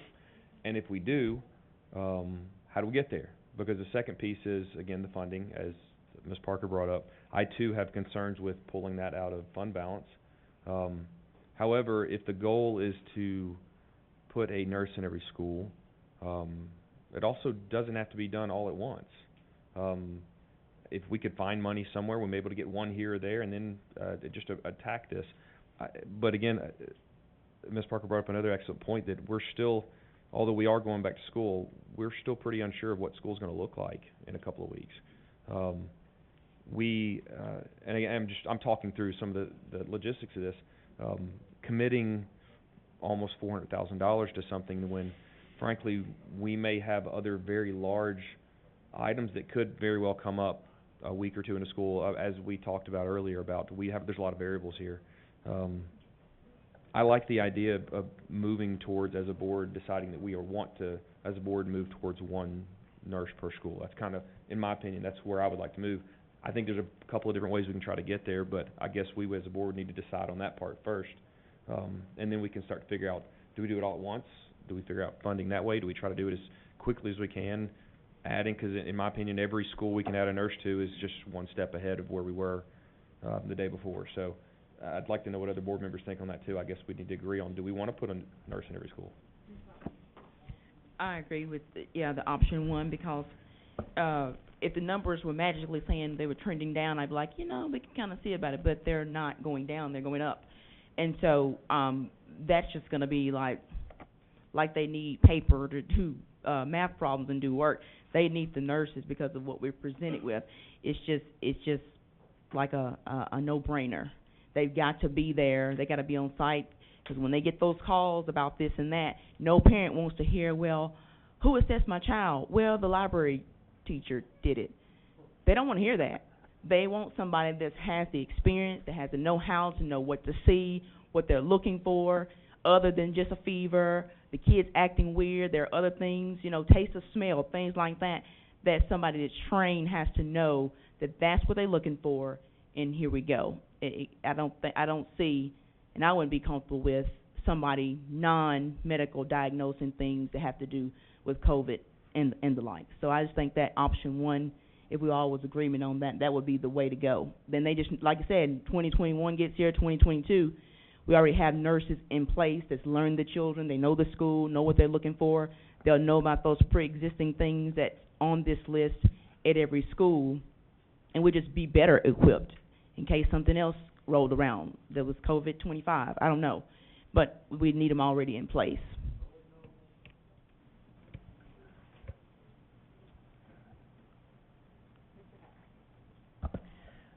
Yeah, I'm inclined to agree with option number one. I think that's just a goal we should have been striving for this whole time, and we haven't.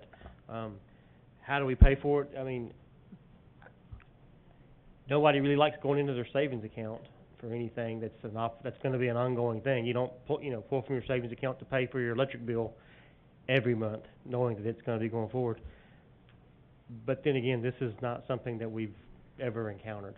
So, I guess, how do we do this? Do we do this right now, or do we do a little at a time? I personally would like to go ahead and take care of this need. However, it's not 300 and something thousand. It's going to be over 400,000 when you start adding benefits into it. So that's a huge hit that we do have to take and look at, because we may have to buy a chiller for McDowell. Who knows? Or pay $7,000 a month for a temporary chiller. So. I would like to look at option one, but I don't know if we can afford it. One of the things that we can do is I can get back with the leadership team, and we can look at the potential costs that we may be faced with as a district as we reopen schools, and then we will take the best angle possible to try to meet as many of the needs as possible, i.e. you're talking about the chiller, i.e. nurses, with some targeted dates to kind of fill those spots. But ideally, if we getting started on the hiring and phasing it in, as you mentioned, having more than what we currently have now, especially with two going on maternity leave, is going to be desperately needed. And so we can get with the leadership team and kind of look to see how we can address that in totality. Also, one thing too, what does BEP fund for nurses? 2,000 kids. That's kind of what I wanted to address real quick. The BEP, the way it funds nurses, and forgive me for saying this, but it's, when that number came out, and it hasn't changed over the years, it was, looking at back in a time when schools had a school nurse part-time, maybe there, and it hasn't really changed, but the NASN has came back with their recommendation because the issues that children are coming to school with are much more complex when they first came out with that BEP funding. What the NASN, and that's the National Association of School Nurses, they took into consideration the factors of what a complex case could be, what it does for a nurse during that school day, and they came out with one school nurse to 750 students, and that's with a healthy population. That's a population where, we give out, maybe some medicine here and there. The wet paper towel and the cuts, bruises, and scrapes. But then when we started talking about populations where you're having a daily service you have to provide to students, they dropped the number to one nurse for every 225 students. Because, as Mr. Pointer addressed, is those complex procedures that takes the nurse out of the office up to 2 hours. Is that correct, Mr. Pointer, what we talked about, some of the procedures? For example, if you look at Whitthorne coming up this year, we have 6 to 8 tube feedings, and that can take up to an hour per tube feeding. So that's tube feeding all day and not addressing any of the other needs that are taking place in the school building in a population of 1,100 students. And then it gets to where if you have students that have individual, and we're starting to see that on the roadmap, where parents are sending their students that are so medically fragile, they almost have to have a one-to-one nurse. So you can see, I just told you what the National Association of School Nurses recommends, and they're the medical body. I listen to them.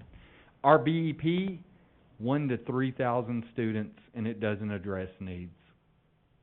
Do you see the big guff in that? And, we can get any school nurse up here, and I guarantee you they'll tell you they don't do this for the pay. They do it because they love their schools, they love where they work, and we're really putting more and more students that need more complex care and not alleviating by giving them that extra help.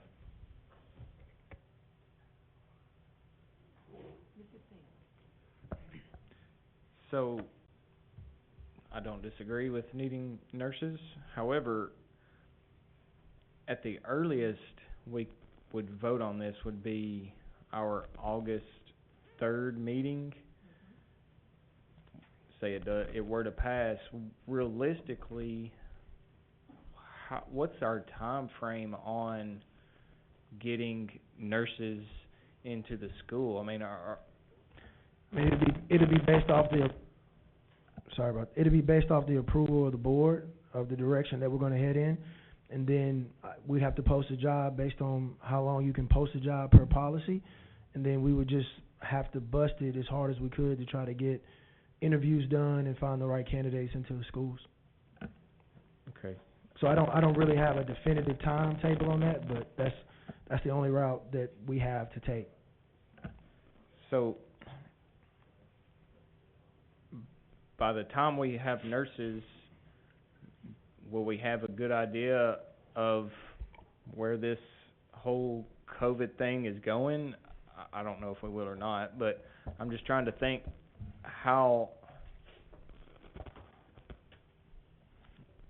maybe we should have been talking about this a month ago. I don't want to rush into something, spend our fund balance, and then someone else said then we be closed down. In a month we may be closed down anyway. I don't know. It just seems like we're already, well, obviously we are already behind, and we're trying to figure out what to do at this point, but I do agree we need nurses, more of them, but I don't wanna rush into it, I guess.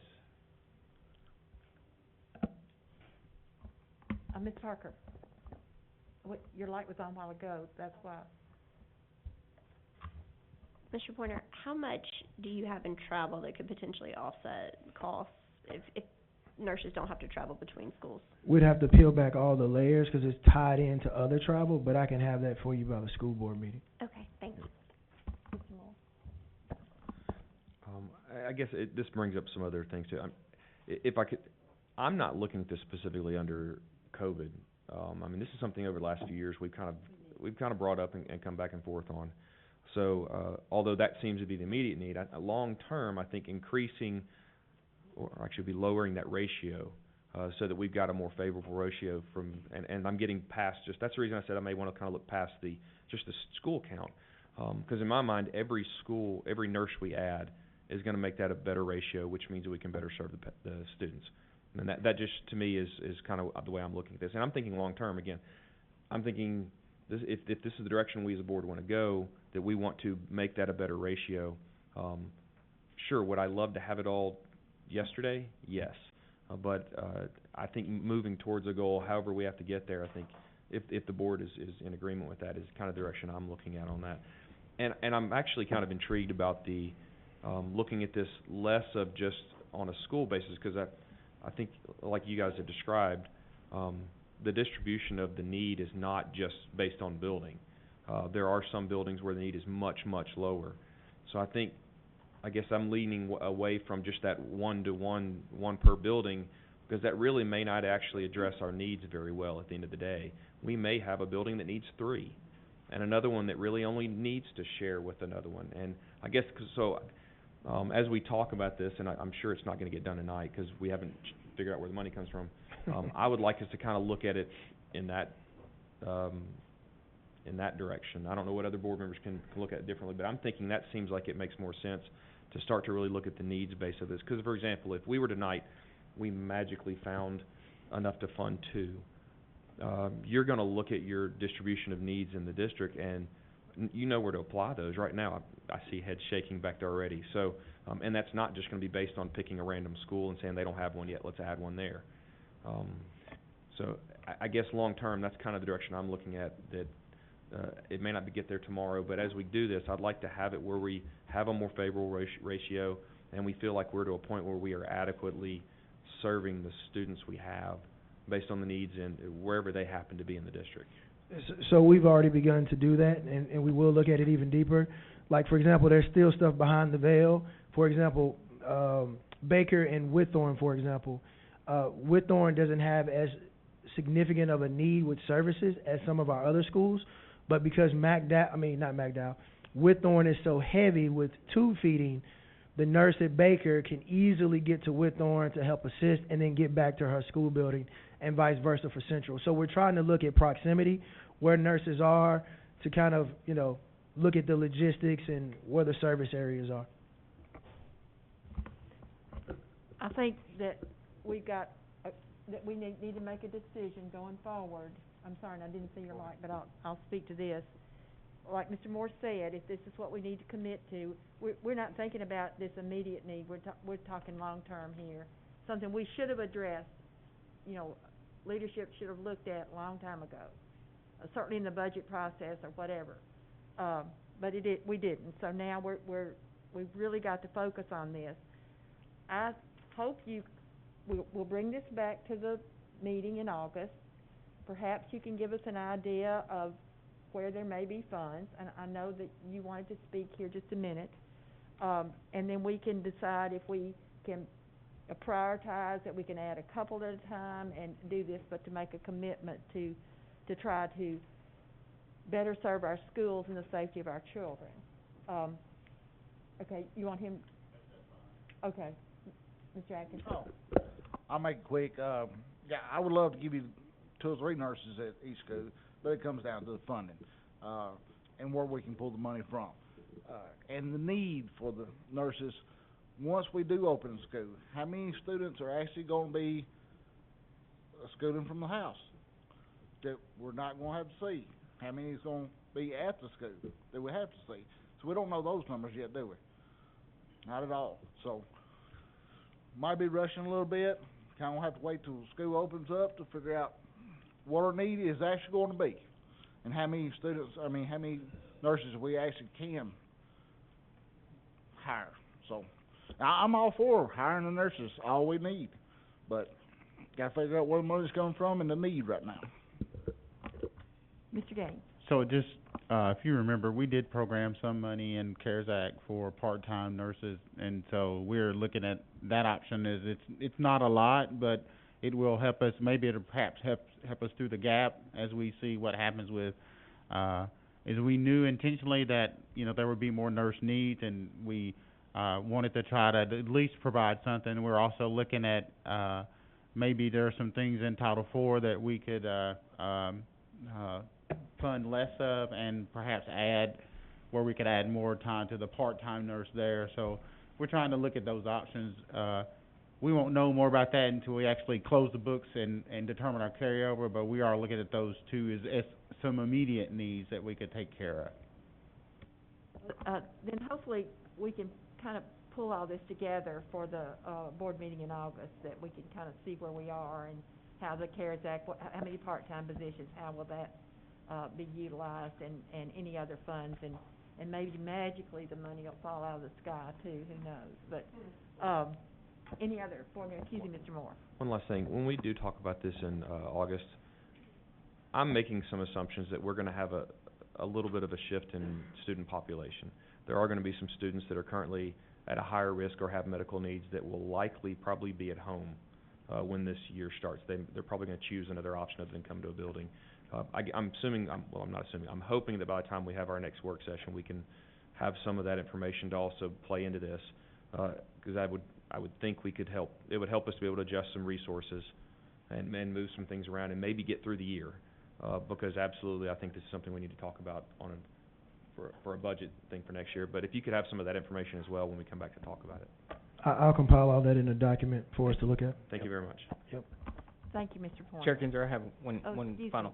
Can we get a full benefits, a final cost as well? That way we know, It's 18%. The exact number. The exact number. Gotcha. Yes. Okay. Okay, thank you. On here. Next is bid for special ed contract. Any questions? Any questions?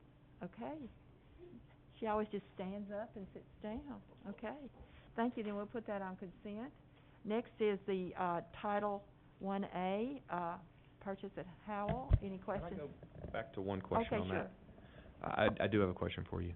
And I guess I'm gonna start to ask this, if maybe we could, obviously the year's changing, there may be are you expecting there may be a shift in these needs based on, the change in how we're doing the remote versus on-site learning? Could there be an increase or a decrease? Not likely. Okay. All of these people are perfectly prepared to provide virtual services. Okay. The two counseling and mental health contracts, those are our only providers of those services. Okay. So any IEP that has that on there, they will have to provide, whether that is remote, virtual, or in person. Okay. If I could use that, Superintendent Hickman, if as we talk about it, I guess that's gonna be something we're gonna start talking about on almost every one of these, is there a shift up or down on almost everything we do from this point, for the next few months anyway? Next is the, for Howell, the purchase. Any questions about that? Huh? All right. Dr. Ford is here. And I can answer any questions also. All right. Yeah. Any questions? Okay, seeing none, then we'll put it on consent. I don't see anything else on the agenda that we need to discuss. I'm gonna call, I'm gonna do what I rarely do and give us a break, a 10-minute break before the call special. Can I ask one question? Sorry. Going back to policies, there were some procedures that were listed on there. Or was that just as an FYI as to how y'all are planning on handling things, or were y'all looking for, The letter was just a template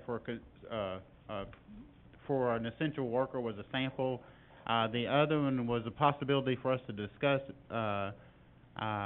about employees, just a procedure for you to look at and provide input.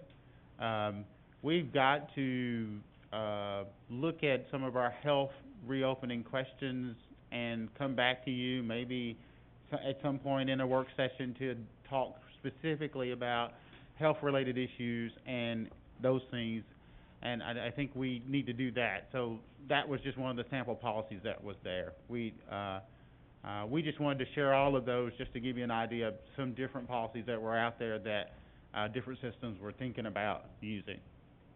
okay.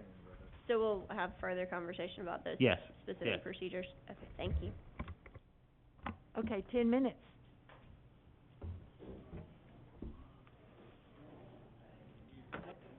I'm gonna call the meeting to order.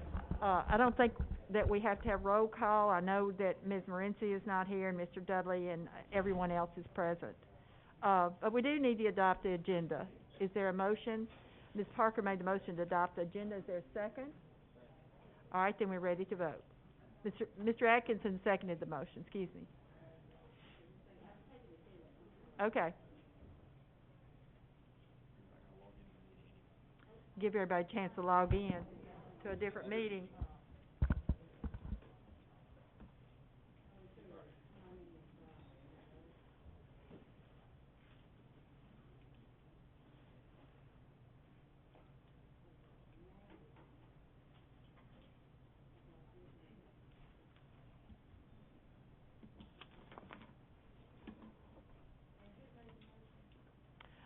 Ms. Parker made the motion and Mr. Atkinson seconded the motion.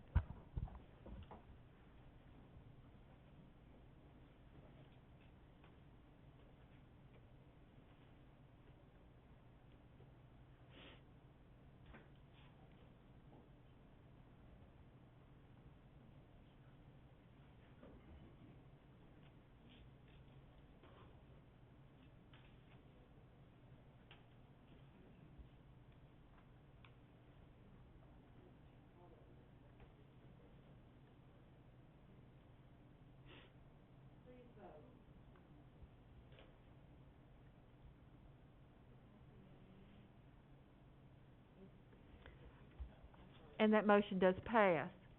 The first order on the agenda is the ELA music and CTE programs. Who wants to speak to that, please? It'll be Leanne. Okay.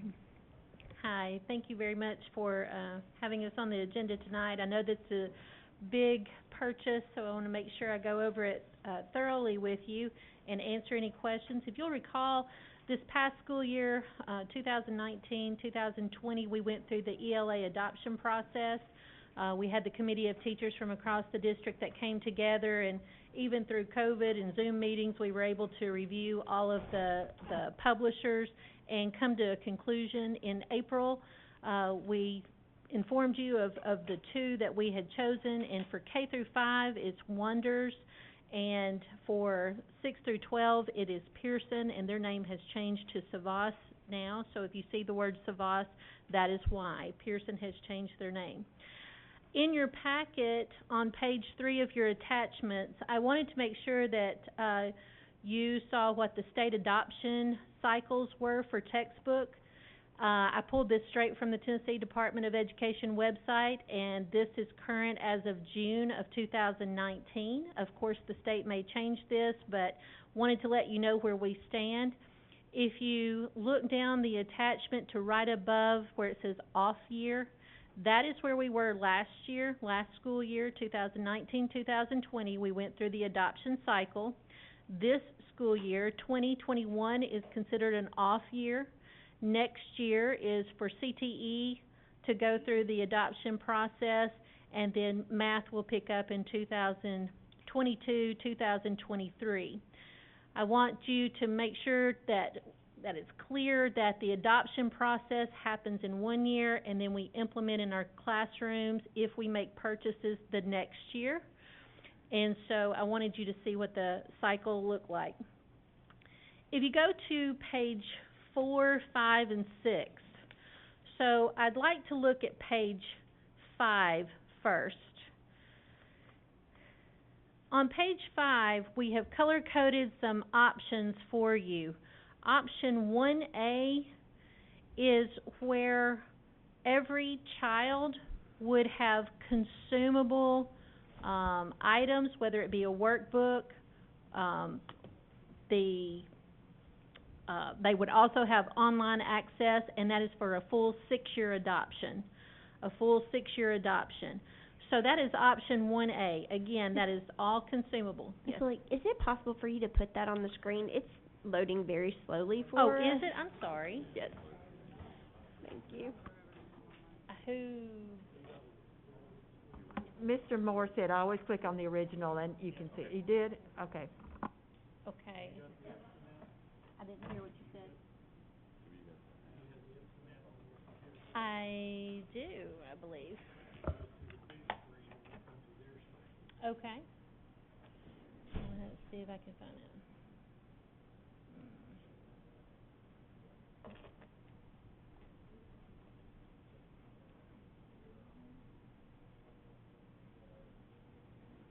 Says no projector was found. While she's doing that, may I say something to this? While she's working on getting that up, I just want to make a comment on this, because it's something I've had teachers ask me about. There's kind of and this is just a point of clarification for some people. There's an adoption process, and then there's, can we afford and find the money to buy something? Yes. I know I've gotten a lot of questions from teachers saying, well, but, last year we adopted this. Why don't we have it yet?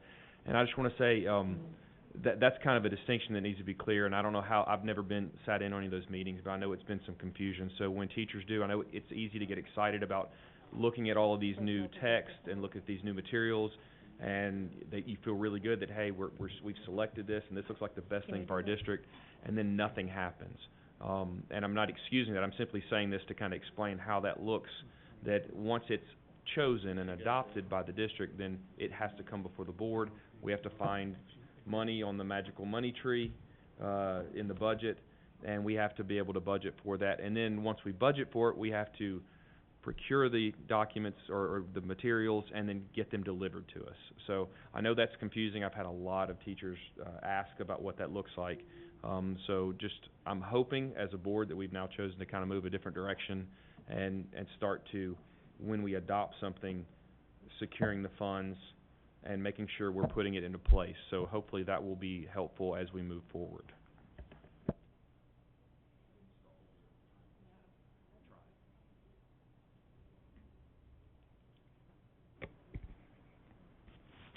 And while we're waiting on that, Mr. Moore, I agree with you, and that's a communication breakdown from us, and we'll make sure that when we're in the adoption process to communicate that better and more clearly.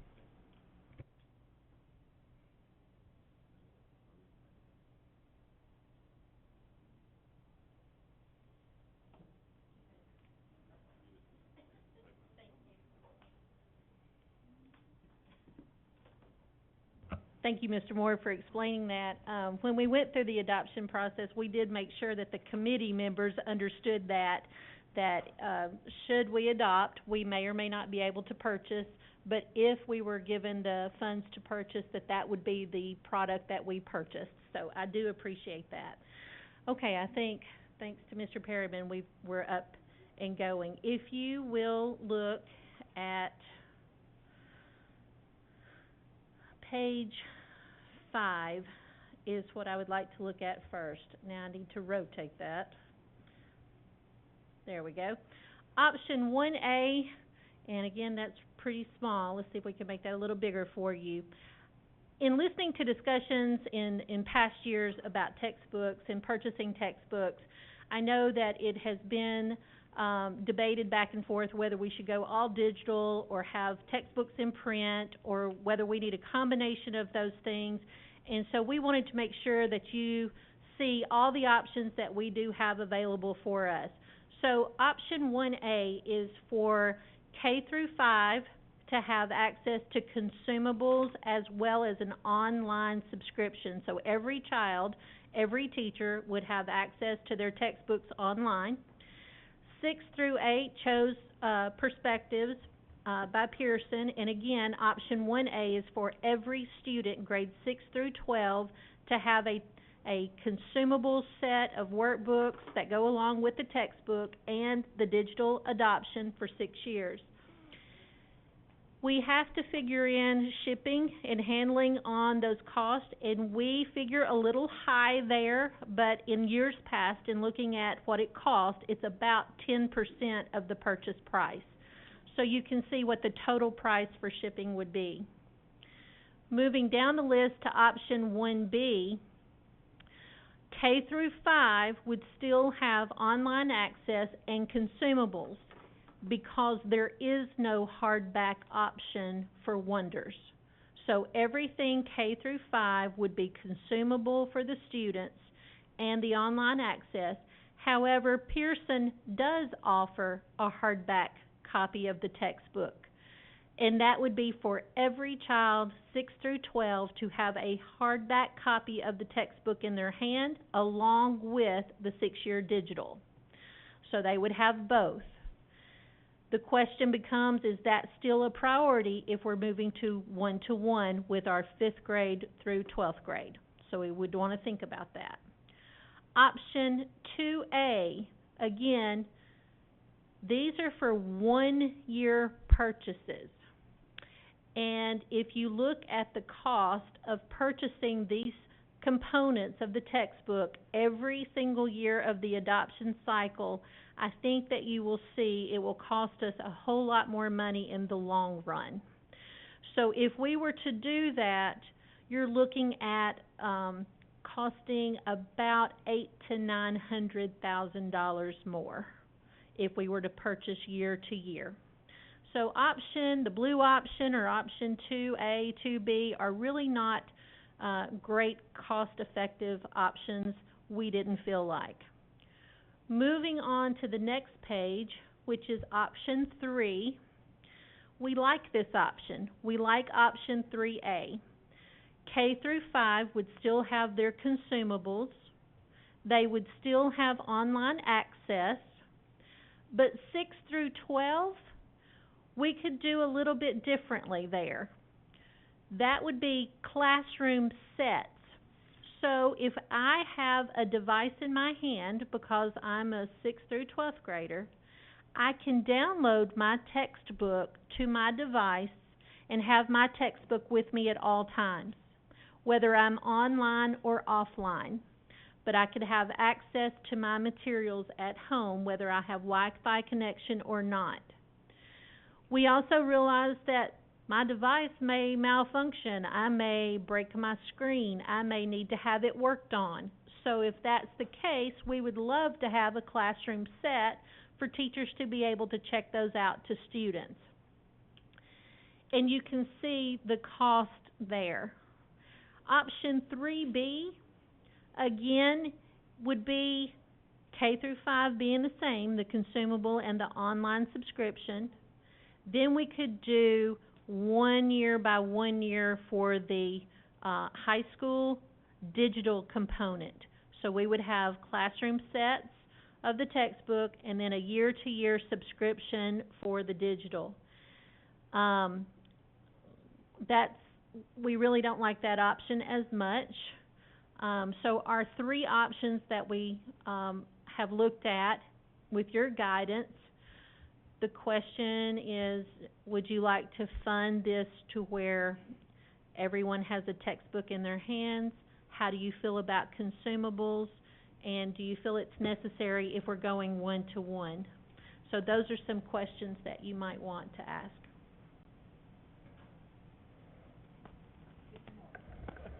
As if you're surprised I have questions. If I'm understanding you correctly, you are and I appreciate the options, you're recommending either 1A or 3A? Either 1A, 1B, or 3A. Okay. And if, again, if going into that, so you said 1A, 3A, or? Or 1A, 1B, or 3A. The yellow or the first red one. Gotcha, thank you. Is that better? It actually helps.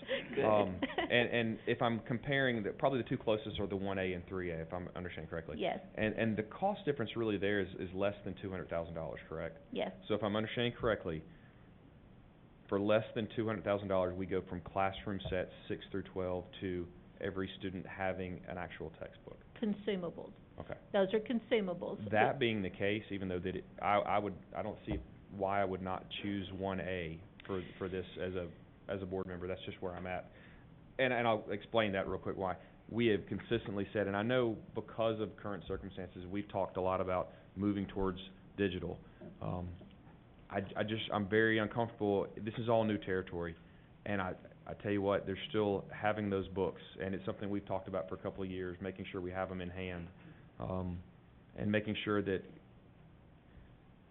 we're ready for everything. And it seems like for a relatively small difference in the amount there, or less than 10%, we would be ready for either online or actual textbooks in the hands of every student. One thing I do want to make you aware of is that when it's consumable, at the beginning of the year, they will call and ask us how many student texts do we need. Even though we've already said we're in a 6-year contract, we still have to pay shipping and handling on those products being shipped to us. So even though they're consumable, that is still a cost that we will have in future years. And that's helpful. So I'm looking ahead, let's go ahead 2 years, we decide that the digital's working, we would just dial back on actually that cost, correct? I mean, that's an option we could do. If we decide we're going digital, it's working, that's actually a great option, that we're not committed to that automatically. We could kind of dial back that consumable piece and have some savings there. Okay, thank you. You're welcome. I guess the next question is, we budgeted for this. This is a little more than we budgeted. So give us an idea of how we can, So what each of the companies have said is that they will allow us to delay payment. And this is to help school systems in our current situation with COVID to pay our bill over 2 fiscal years, but within 1 calendar year. So I don't know if this is an option that's going to continue in the future. I just know that it's an option that is available with both companies right now. So we can pay half of the cost this year and defer the rest to next year, and Shifra can speak to some of that. We all spoke right before the meeting to figure out how we would be able to do that. So if the board approves this, you're approving funding for next year already. So what you're going to put for books next year is already built into this cost, so it will need to go to the commission. If the commission approves it, saying, okay, you all are appropriating $2 million, it's kind of a contract that crosses fiscal years, and whenever we have that, school side, county side, it goes to the commission because they're the funding body for everybody.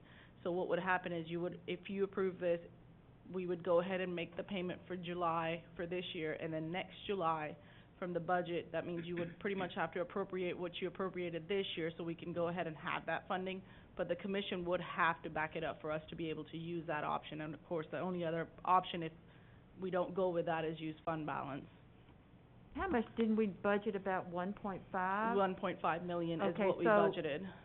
So the difference is about 500 or almost 800,000, Yes, but I right? think they have another plan for the difference because Okay. they're talking about is a complete 50-50 split of the cost, 50% now and 50% next fiscal year. If you'll go back to page 4 of the packet, this is what we would like to see. Again, we can look at the 3 different options. That's option 1A, 1B, and I'm sorry, that red's not showing up well on the big screen, but that's option 3A. What we looked at is, we were budgeted $1.5 million for textbooks. Then we would pay half of the cost that you saw on page 4 and page 5, or excuse me, page 5 and page 6. We would also need to add on AP English 3 and AP English 4 because they did go through the adoption cycle this past year as well. And then K through 5 has made a request for an online music program, and Mr. Lang brought this to us, and it's a music program that I believe 19 different teachers across the district used, and they have asked for it to continue. So what we're looking at is if we were to split the difference or split the cost of the ELA in half and purchased AP English and K-5, if we chose option 1A, we would have $363,886 left. And then you can go across and look at what would be left over depending on which option we chose. If you look at the lower half of that, in looking into next school year, what would have to be in the textbook line to cover ELA and math.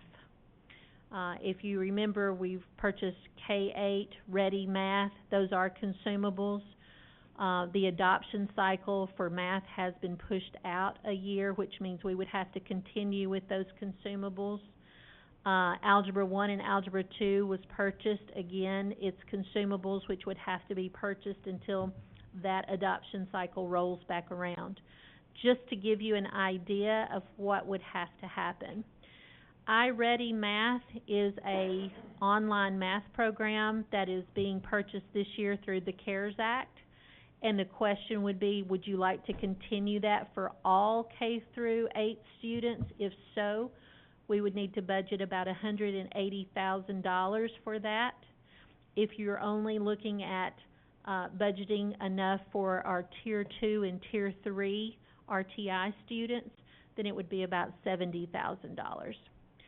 But I wanted you to see what would have to happen next year to keep us in ELA and also to keep us in math. If we choose option, or if you vote and prefer option 3A, the remaining balance would be $453,548. There's several things that we could do with that balance. We could purchase Spanish 1, 2, and 3 textbooks, French 1 and 2 textbooks, and Latin 1, 2, and 3, if this is the direction you would like to go. The high end of those textbooks would be about $355,000. Again, they've been through 2 adoption cycles with no purchase.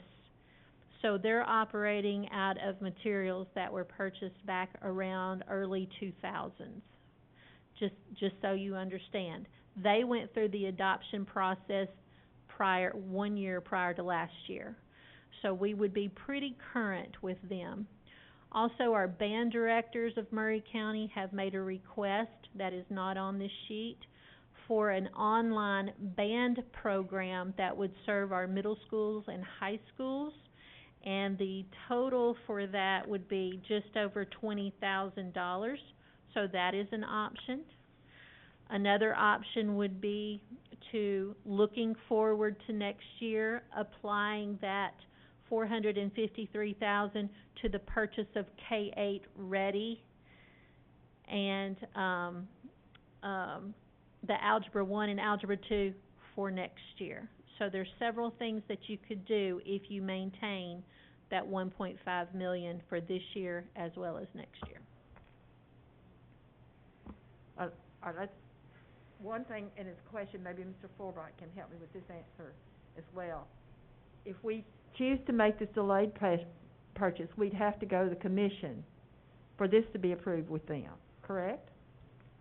Correct, because it's approving funding on the basis of we're making one payment this year, and then the next year is funding pending from commission. Understand, I'm talking about the timeline. We need these books and you've been told that we'll get them fairly quickly, but what would be the timeline of getting that done so that those could be ordered? If, as far as the commission goes, they met tonight, of course, so the next meeting would not be till August now.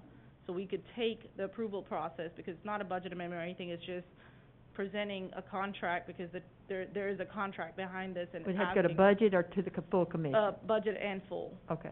And I think they're supposed to meet both committees next month, but if they don't meet in committees and we send it for full commission, we should be able to talk to Daniel and get it on the agenda for full. So that means we couldn't order it until way into August, because they meet on the third? No, just Second. because of, It'd be the unless you approve tentatively saying, okay, we can take $1 million out of fund balance to pay for it, and then if the commission goes ahead and approves it, then you take that back and we don't ever do a budget amendment. But that's the only other option that I would say that would give you, because the contract, actually, you know what, I don't even think we could do that, because the contract has to be signed, and the still have to contract, approve yeah, that. the contract has to be approved, Okay. yeah. Any discussion, Mr. Fulbright? All the foreign languages that you mentioned, do we know if we'll have teachers to cover those classes? Because I think wasn't that a concern with some of the Spanish classes last year? Those were the numbers that the principals turned in to me, this past week. The largest number at one school were 3 teachers. I think Spring Hill High School and Central High School had 3, different teachers. The rest only had 1 or 2. We have 2 high schools that are teaching Spanish, and that's Mount Pleasant High School and Central High School. I take that back. That is Mount Pleasant and Spring Hill High School. So they turned in those numbers to me, just last week. Now, as far as purchasing, I know all this process is new to me. I'm learning all this process too.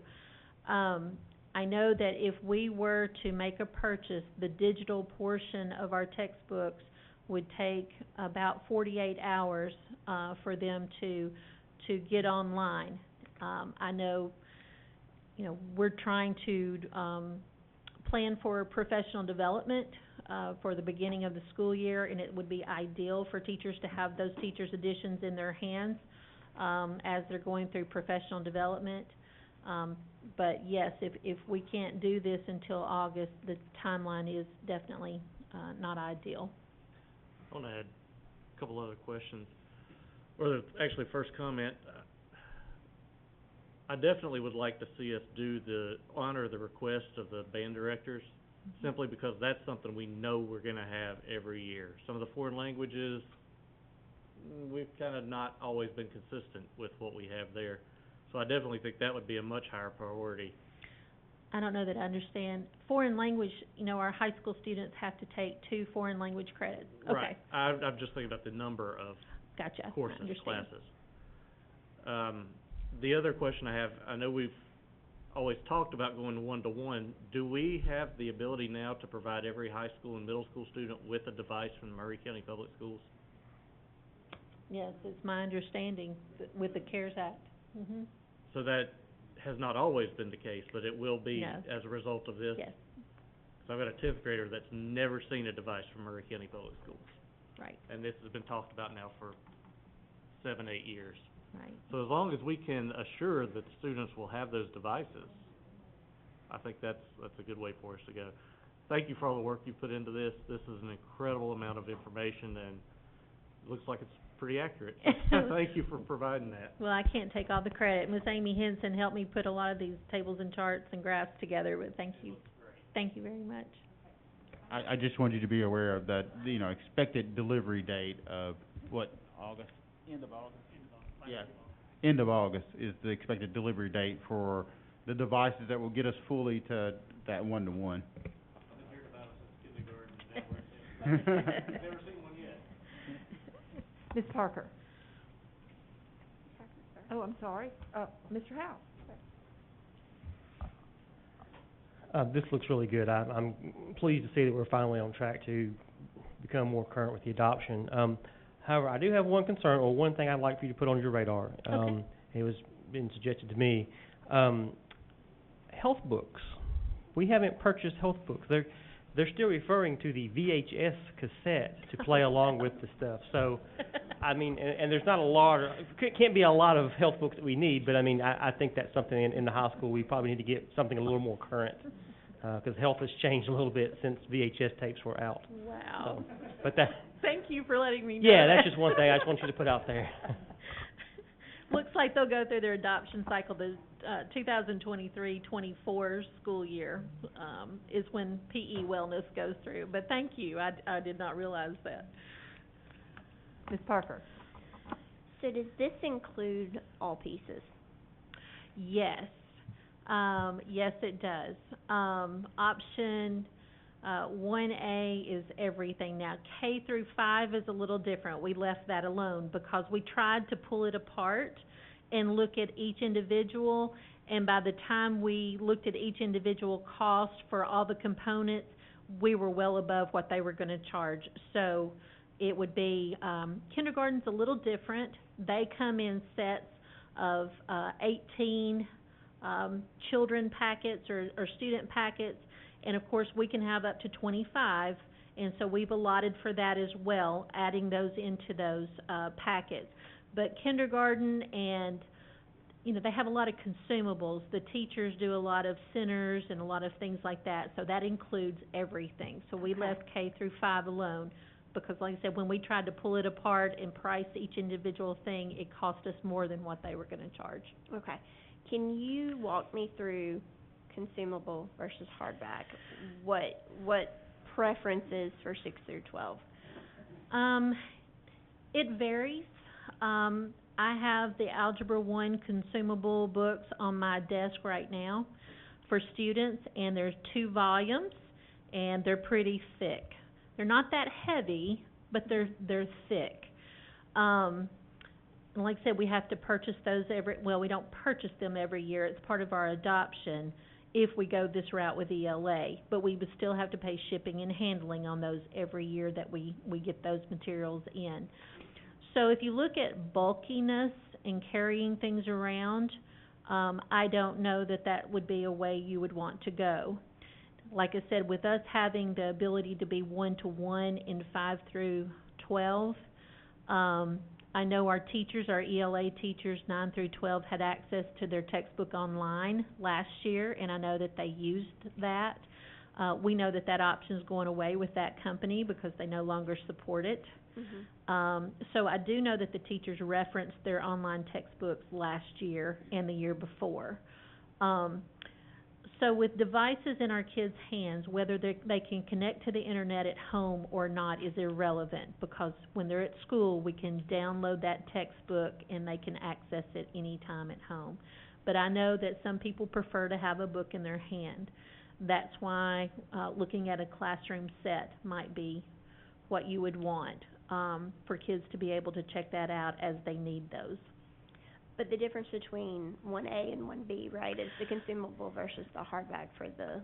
K-5 is all consumable. There is not a hardback No option. option for them. But yes, for 6 through 12 would be a hardback book in every child's hand, 6 through 12, along with the digital component. And so with the hardback book, we wouldn't have to pay that shipping cost the next year. That is correct. Because we wouldn't be paying every year for a consumable. That is To me, correct. that's a cost savings between 1A and 1B. 1B. Yes, ma'am. The other thing is PD. Is that included in this? It is included. We, of course, this year our PD will look a little different because of our current situation. So they'll either do PD virtually or simulated virtual, which means it's pre-recorded.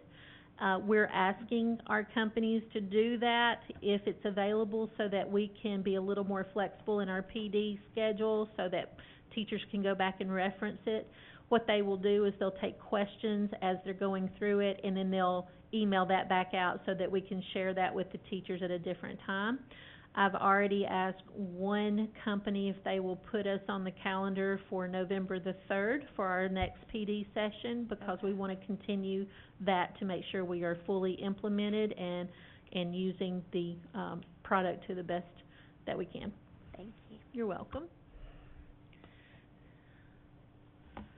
Mr. Moore. So I'm gonna go back to this, 'cause I think we need to be moving towards some kind of motion one way or another. Do you have a preferred option here? That's really hard. That is very, very hard. That's what we're here for. I think I would, personally, I like, 3A, because it allows me to make some of those other purchases that we need to get caught up on. And I have options. I have print available for students who need print, and I have online available for every student. Okay. So I'm gonna go back to another question I had too. We've discussed this prior. Once this is approved, we pretty much get digital access almost immediately, correct? Within 48 hours. So even if we don't have teachers can go ahead and start preparing, looking at these things almost immediately. That was a good thing to come through with this. One of the companies said as soon as the PO is in the queue at Tennessee Book Company, she can go ahead and turn those on. Another has already decided to ship some of those, anticipating that we would need. Okay. So, assuming you're wanting to go with the 3A option, there was a remaining balance there of the $453,000 is what I'm seeing. And I just want to make sure that we're all on the same page. What we would be doing would be splitting the 208, or no, it's more than that, sorry. It was the 2029 number, the $2,029,000. Splitting that in half, we've already allotted $1.5 million this year. We would have that extra cash for this year, but we would be basically saying that we will spend at least another actually it's more than that now, at least another $1.5 million next year. Yeah. Is what we're committing to. That's before we decide to do anything additional. What I would like to see, if the 3A is what the option is, what I would like to see specifically, can you account for the entire $453,000 as far as which programs you want to include in that? And I say that because as a motion, I would like to be very clear about what exactly we're purchasing. If the 3A is the option we want, I would like to have the motion specifically say, what are we getting for the additional $453,000 that would be coming out of that? My next priority would be the foreign language, because it's been so long, and I know that we have the Edgenuity program that would go along with any class that we have, but we also know that that's a difficult class to get through. And we also have some students that are EL students that are learning languages for the first time. We also know that we have students that struggle with learning a new language. So that would probably be my top priority. And like I said, if I look at the top end of the world language books, I'm looking at around $355,000 just for student text. That's not including teachers' editions. So that would probably be my next priority. Okay. Again, you have the option of go ahead and looking at purchasing the math consumables for the next year, if that's the direction. So I guess I'm going to ask a very strange question, and maybe I'm missing this. We already approved $1.5 million to spend for textbooks. If under this option where we are actually committing to spending more, we're not spending additional, we've already approved the 1.5. What kind of motion, Jake, would this look like that we would actually have to pass, that would have to then go before the commission to commit to that rest of this? Because if I'm reading this correctly, you guys already have the ability to spend the 1.5 million however you choose. The only piece we're going to be voting on or would need a motion on would be what would go before the commission. Am I understanding that correctly? Yeah. You voted to approve the contract. Okay. And the purchase order. Can someone let us know what that should look like in wording so that we can possibly make a motion to that effect? Purchase order in the amount of... Oh, purchase order, oh, you go ahead. No, go ahead, no, you got it. A purchase order in the amount of, $1 million, is that right? $1 million? You would do the total. Oh, the total. Yeah, I think Okay. you would do the total of the contract, Which would be $2,029,000. correct. $2,343,343 if we go with option 3A. 2,000,000, Page 6, option 3A, that total with the shipping cost is what we would do. yeah, right there. 2,229,343. That's the only one I think that's passing fiscal year.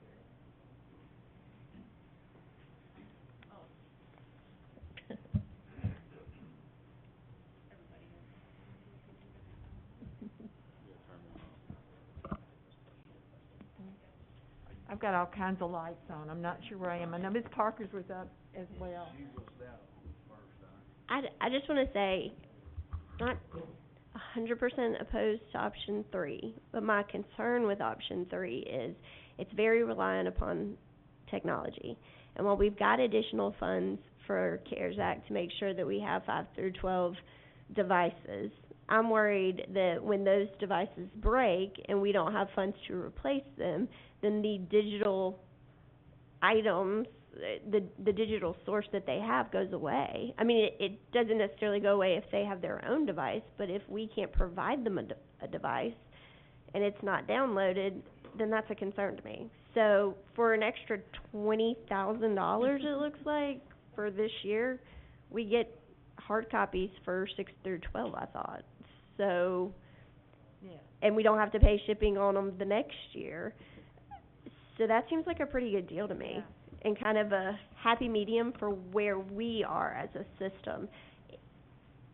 It's not gonna hurt us to have hard copies sitting on a shelf if we are able to fully transition to digital. But if we're not, or we run into some hiccups along the way, those kids are gonna have that, and it's not gonna be an excuse. Okay, 1B. That's my preference. all right, Mr. Atkinson, and we'll speak, and then we'll talk about a motion. That's kind of, thank you, Ms. Parker, but that's kind of what I was going for too. The 1B, I like to see the hard books on the shelf, just in case something does happen. And like you said, we don't have that reoccurring debt every year of shipping the consumables. Right. When you got the hard copies there, you're set for 6 years. That's true. So, my opinion would be go with option 1B. Is that a motion? I got a question. Okay, one more.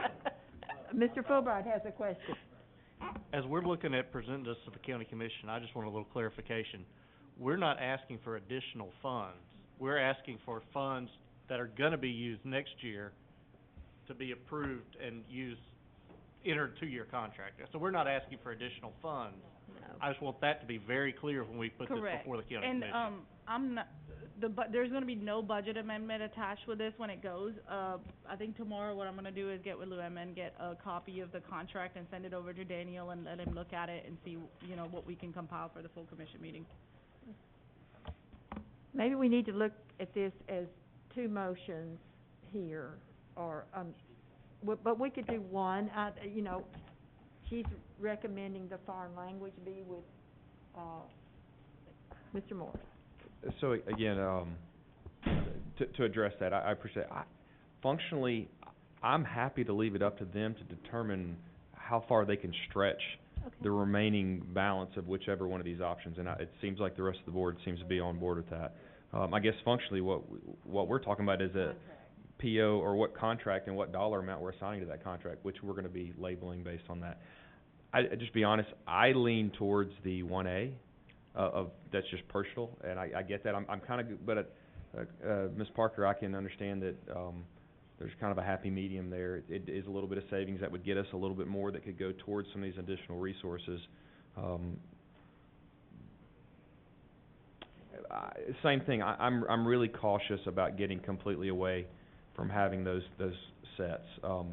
I know we're moving that direction, but I'm very nervous that we're just not there yet. And having those sets in hand, to me, so, for me, 1A or 1B would be where I would fall. And if I would be more than happy to make a motion to that effect unless there's somewhere else someone wants to go with it. What is your motion? What is your motion? My motion would be, a PO in the amount of $2,075,913.04.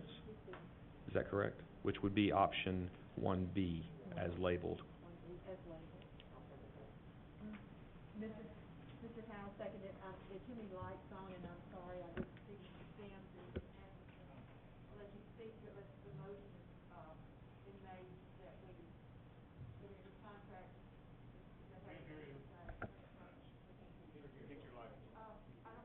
I had too many lights and it wouldn't go on, so the motion is to, accept 1B, and you had a purchase order number, I didn't write that down, so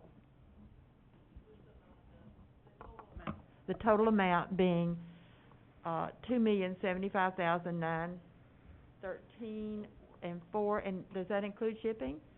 Yes, ma'am. Okay, all right, and there was a second, Mr. Howell, now entertain discussion. Mr. Sims, your light was on. I think I understand the consumable versus hardback. Consumable, they write in it, tear it out, throw it away at the end of the year, basically. Hardback, you're just gonna require them to write on paper and turn them in every year. I mean, that's the only difference, correct? Yes. Okay.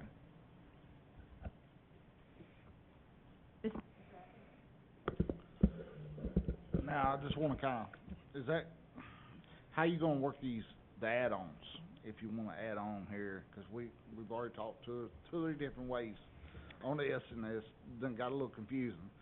That I know add-on. you just wanna add the arts and, Okay. If you, look at, go back to the proposed budget there. If you're choosing 1B, you're looking at the middle column there, that's yellow. So we would pay half of that $75,000. We would also purchase, APE English, 3 and English 4. We would also purchase the K-5 music. We could look at the band program, 'cause it's just a little over $20,000. And then we can look at our foreign language and get as far as we possibly can. We serve more students in Spanish. so all that is tied in with the 2,000,000, Yes. She's saying yes, no? If I could clarify my motion to make sure that's very clear. The only thing the motion is for the ELA, portion of this. Yes. What you do, and what that will be is, based on this, PO, there will be approximately $430,000 and additional more left over. And per my motion, there is nothing, tying you into what that is. I expect that staff would use their best judgment to extend that as far as possible and make the best choice. The motion itself is only for the, I guess it would be the actual yellow box, specifically for the contract of the ELA portion of this. Sound good? Okay, then, seeing no lights, then we're ready to vote.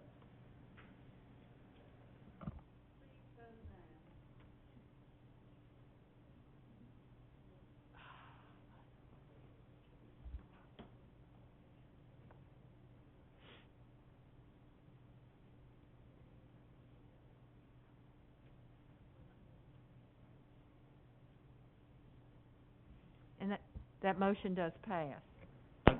I just got one. Do we still need a motion because those purchases, except for Quaver, are gonna still exceed gonna exceed the board purchasing, so do we just need some kind of motion to purchase the rest of the textbooks as what we're spending the $453,000 on?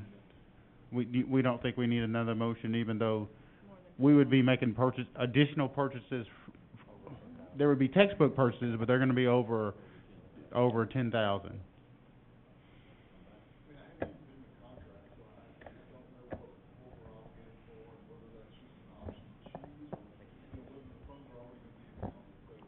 I think we're just saying it's budgeted. Okay. And so therefore they could. This would come back as any other purchase They would just come back as whenever any you other bring 'em. expenditure, that would be that much money Okay, we that just they- bring it back. Okay. Yeah, Okay. okay. Okay, now we have CTE, purchase online resources. Can I, Yeah, excuse me, Ms. Parker, I Sorry. don't see your, can I make a motion to approve the Quaver curriculum? I think the cost for K-5 was $20,280. $20,280. Yes, that's And that's correct. what you had on that middle was included on there as Yes. part of the balance. It is the adopted music curriculum, but it's just, purchasing that.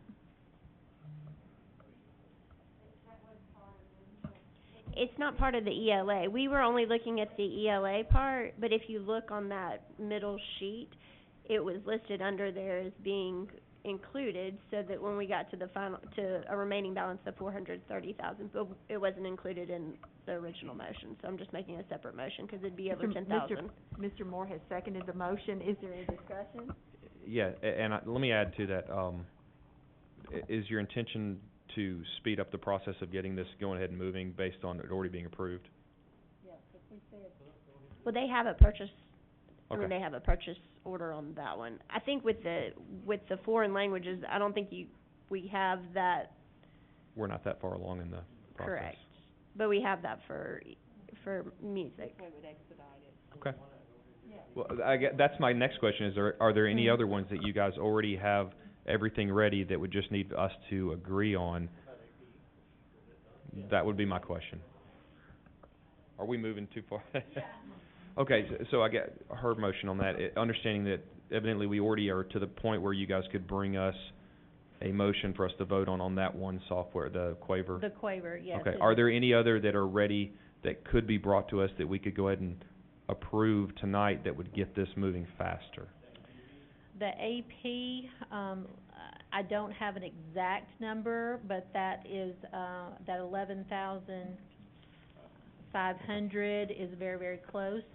I mean, I would have to defer to Jake on what exactly we would Yeah. need, but I'm just saying, if there's anything else that we could go ahead and be moving on that you're ready for, if not, then we can obviously wait until a future meeting.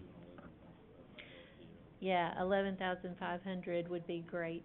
I think that could get our English 3, our AP English 3 and 4. So the 612 band program, I know you didn't get a chance to see it. There is and it just came to me right before the meeting today, but there is a request from the band, directors of Murray County. They would like to purchase a program called Smart Music, and it would be for Mount Pleasant Middle, Mount Pleasant High, Whitthorne, Cox, Columbia Central, Spring Hill Middle, Battle Creek Middle, and Spring Hill High. And the total investment, they say, is $21,380. But before we get too far into the weeds on this, though, this is a specially called meeting, and so I don't know that we can approve just generally those textbooks. Right, well, what's listed on our agenda is ELA and music and CTE. So I think that's the only textbooks that we can pay for tonight, as best I tell. I'm with you. I agree. The English 3 and 4 not being that listed as well, since it's on the same list with that music? But we don't have a purchase order on it with exact cost. Are we able to do a do not exceed amount? You can, yes.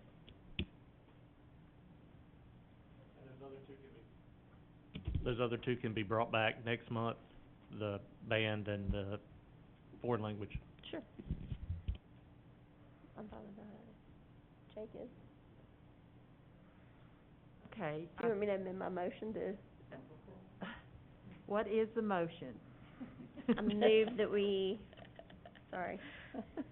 I move that we approve Quaver, 1-year license for $20,280, plus 11,500, or not to exceed 11,500 for AP English 3 and 4. Okay.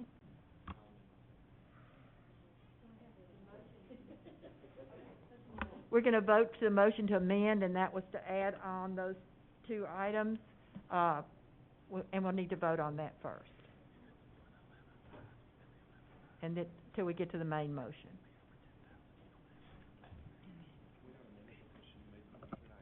If you amend it and you agree to it, okay then, sorry.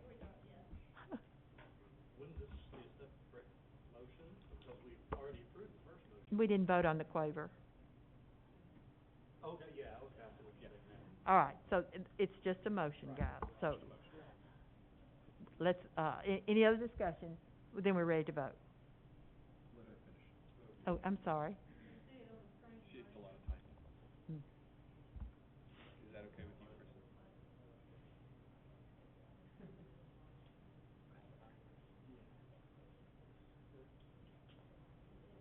I'm good with that.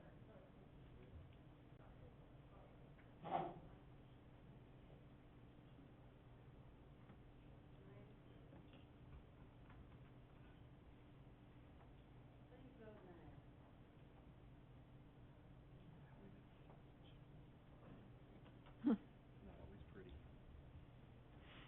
We're getting there. Let's see. Okay, that motion does pass. The next item on the agenda is a CTE purchase of online resources. Ms. Brown?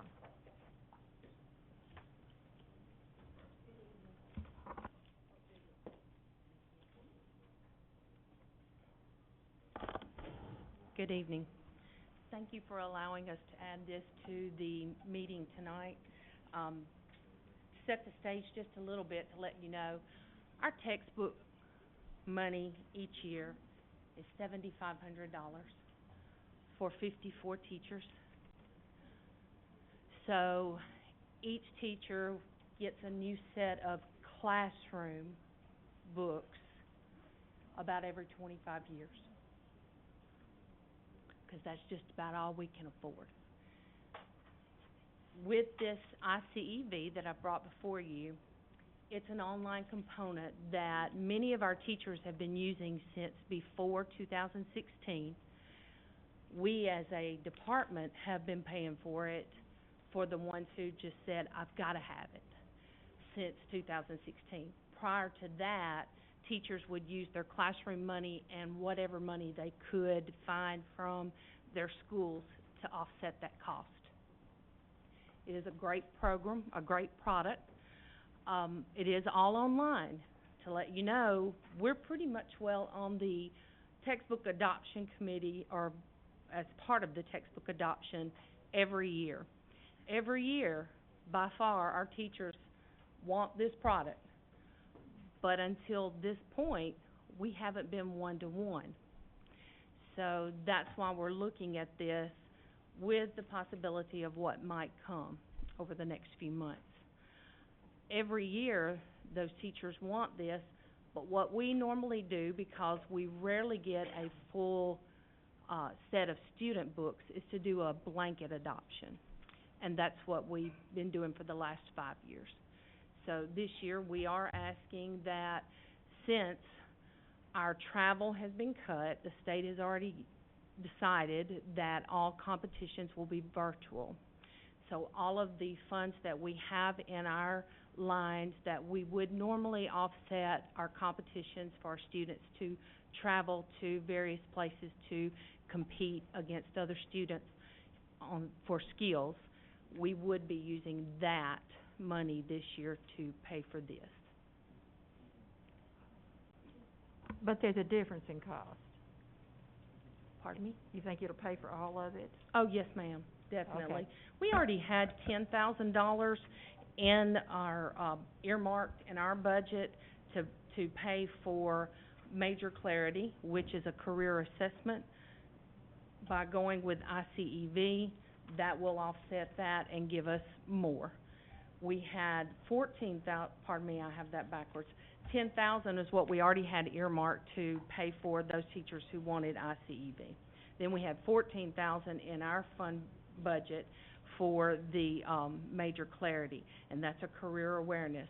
But we will be able to use the ICEV and cover that. So we had about $24,000 already budgeted for online materials. We want to use that for the ICEV, and the remainder would be taken out of the funds that we would normally use for transportation that we're not going to be able to use this year because they've already canceled all of the in-person competitions and made those virtual. Okay, any other questions? Motion to approve, as presented. Mr. Sims has made the motion to approve as presented. Is there a second? Mr. Howell, before he even got his hand up, so, any discussion or questions? Thank you for this, though, I appreciate it. Thank you very much. Thank you. Do you have the motion here? Yes, okay. Then we are ready to vote.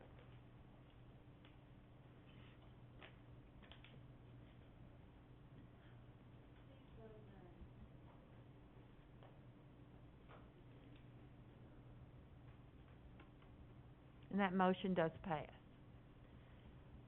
Okay, next on the agenda, the calendar.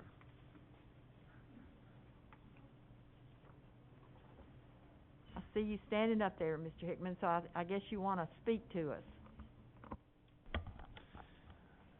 We have, upon the board's request, we did send out some surveys this week, and we got the feedback, and all the feedback, and we can share specific results if you need us to, is the majority is really wanting that 5 extra days. There were a few outliers that felt like we needed longer. Some thought, all the way through September and beyond. But for the most part, what we saw with our results was this was the preferred calendar that we presented at last meeting. And you feel it's adequate?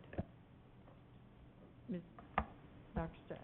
Yes, we feel strongly after surveying teachers, we had 612 responses respond to our survey. 89.4% felt like that was a good move. We asked them specifically about taking the teacher prep day and putting that across 2 days. Again, it was strongly all the comments. Again, there were some outliers, but we feel like that is a good amount of time to get what we need to get in those 2 weeks and then get kids back to school.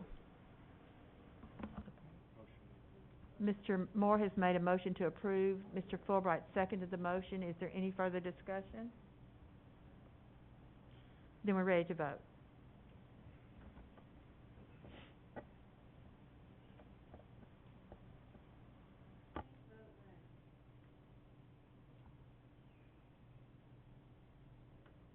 And that motion does pass. The next is the CLP plan that we were presented last week. I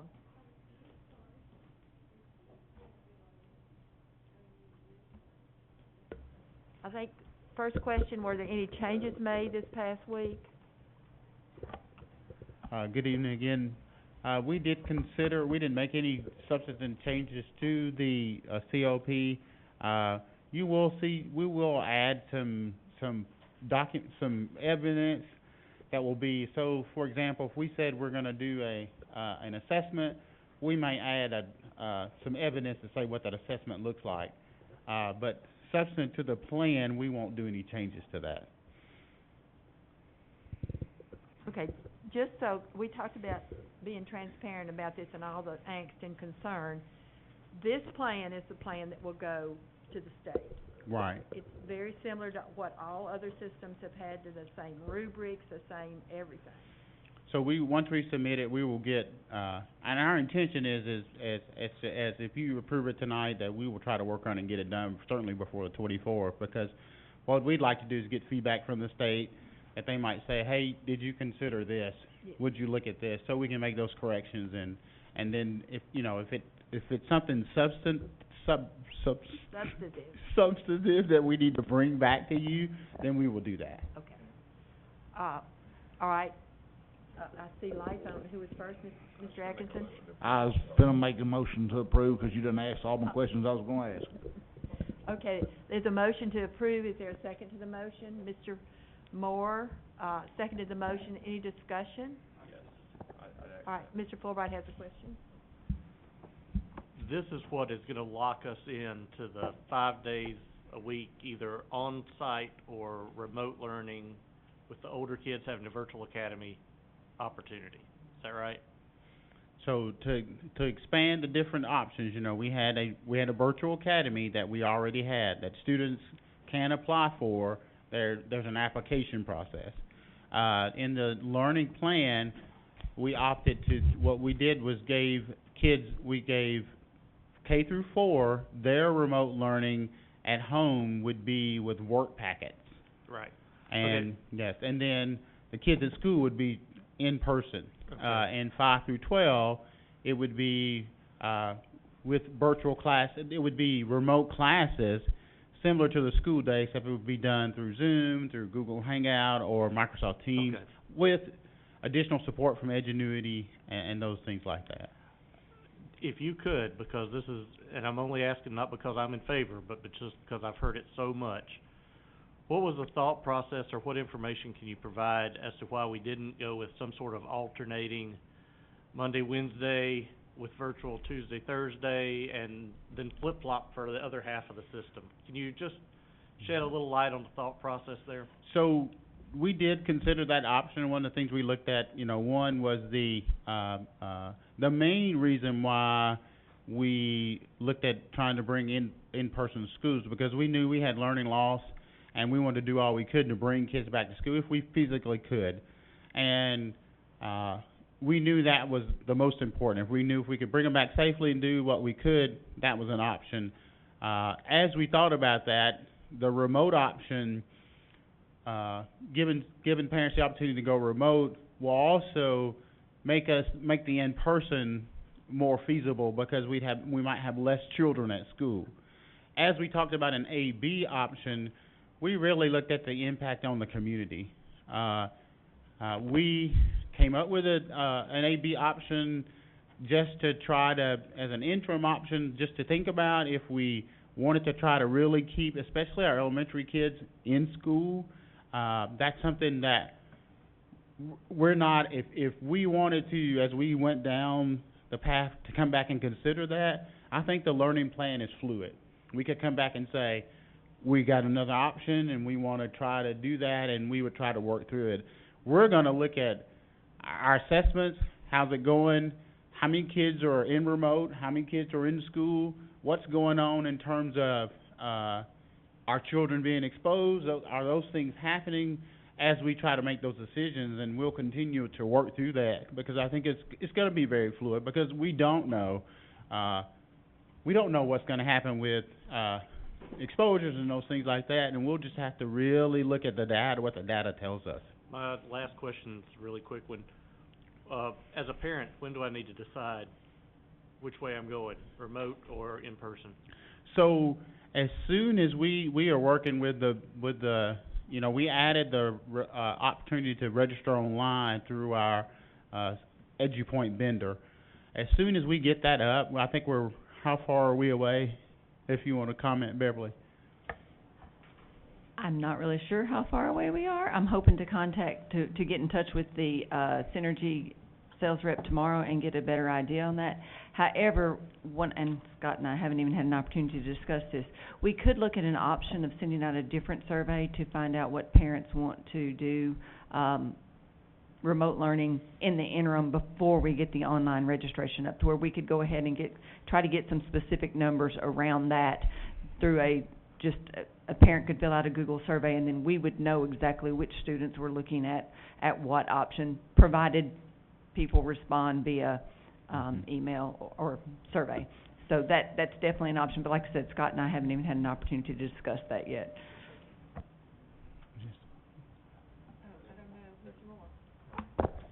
And I'm probably going to get a little bit into the weeds here. I just want to make sure there's some clarification. The COP is essentially a requirement by the state. It is not necessarily exactly what we have to do moving forward. Am I correct on that? No. Okay. It's the state I think that's important for people to understand. There's a little bit of a difference there. And I go back to what I've, in my job, sometimes creating compliance plans. Creating a compliance plan is one thing. What you actually end up having to do as you operate is different. You just have to have that plan in place and show that. So understanding that when you say fluidity, you mean even though this is what we've created, this is the outline we are providing to the state, operationally we may have to take a left turn or a right turn at any point, either on our own because we decided it or because the state decided it. I just want to make sure that's understood too. One other thing, something that is not in here that has been asked, and I know there's going to be people that watch this meeting online and Mhm. go back and look at this. There are a lot of questions people are having that we're not answering tonight. Mhm. Specifically the what-if questions, both Yeah. from a parent standpoint and an employee standpoint. And I don't know, I know, could you guys address, if not tonight, when those questions can be answered? Right. We definitely not on, we definitely want to, we have flow charts developed and those things like that, that we want to sit down in a work session with you guys and really go through so that we can make sure that we're clear to you guys about, here are the options we're presenting, and here's how things could go, and here's what we're proposing based on the guidelines we have, so that we're all, like you said, if you say, oh, I think you need to go left here, we can do that. And we want to do that very soon.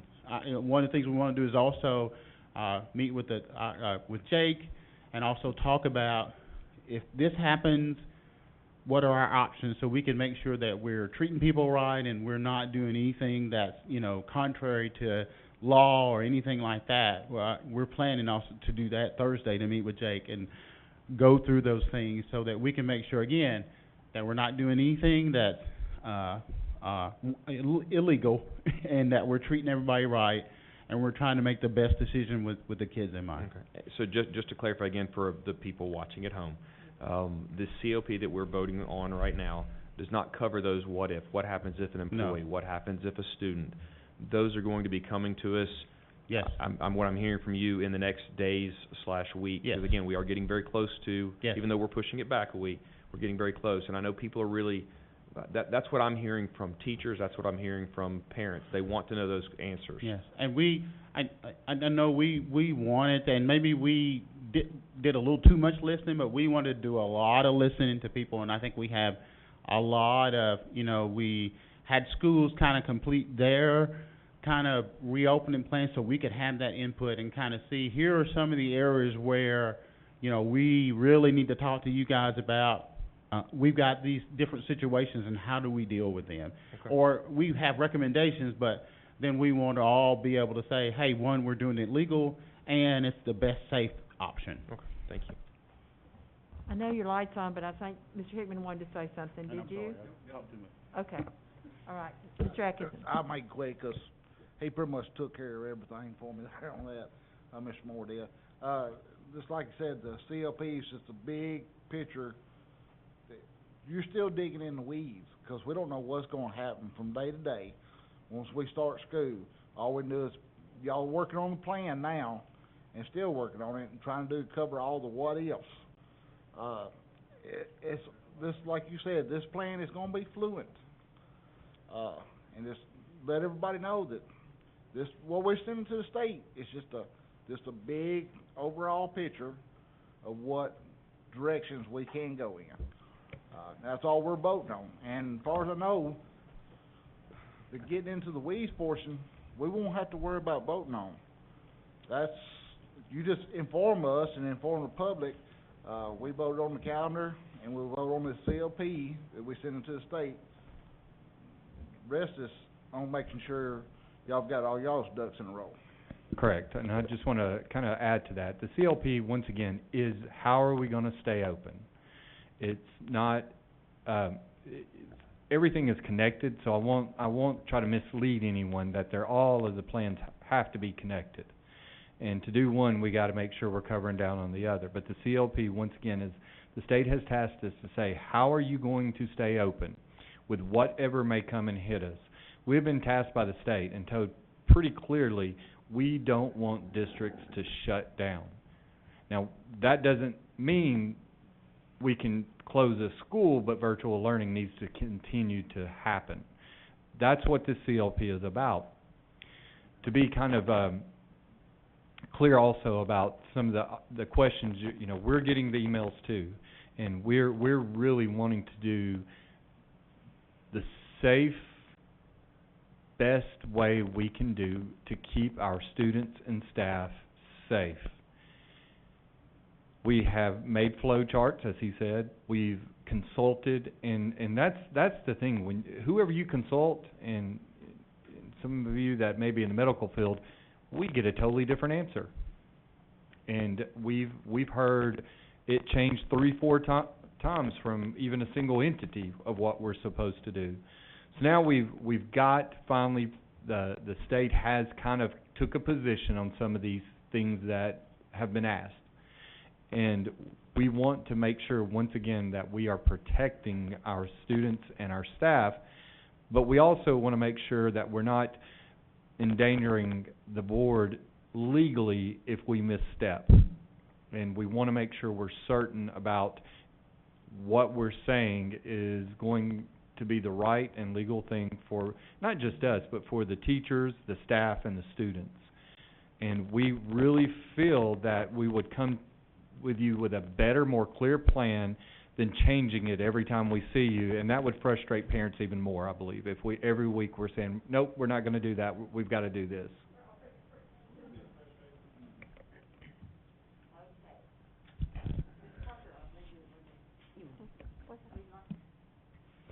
Does this include the active case metric? Is that still what we're basing that off of? And let me just say, I have some concerns about this plan.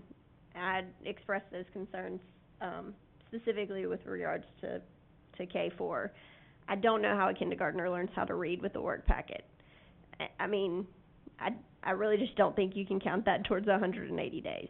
And I'll be very curious to hear from educators how that's going to work. But as a parent, I'm sitting here trying to decide whether or not I want to send my K through 4 students to Murray County Public Schools. And honestly, I feel like putting them in the classroom is their best bet, because prioritizing in-person instruction is what we need.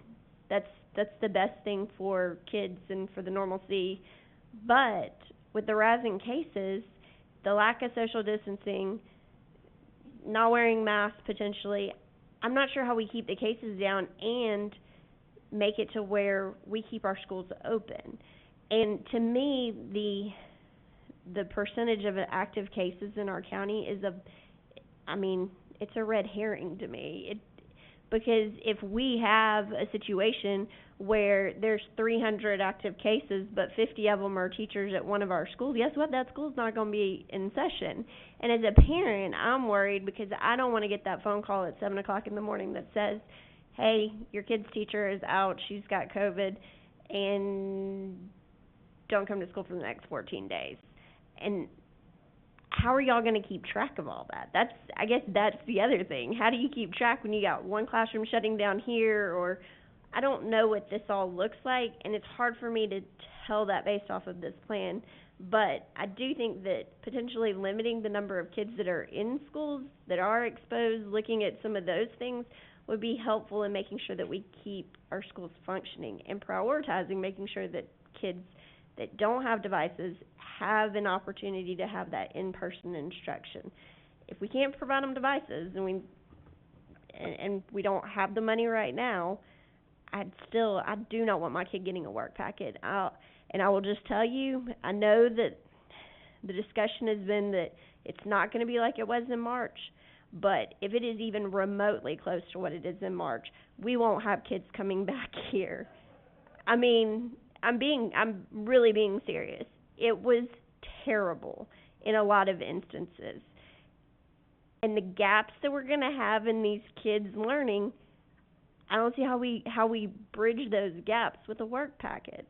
So I want us to prioritize the health and safety. I don't necessarily see it reflected in this plan.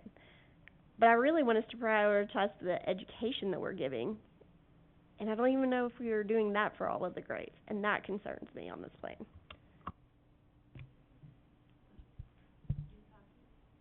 Yeah, that's what I was, same things to that, but what I want to make sure of and that parents can know is that we're not gonna open one door in any school till we have a well thought out, thought through health plan, the health plan.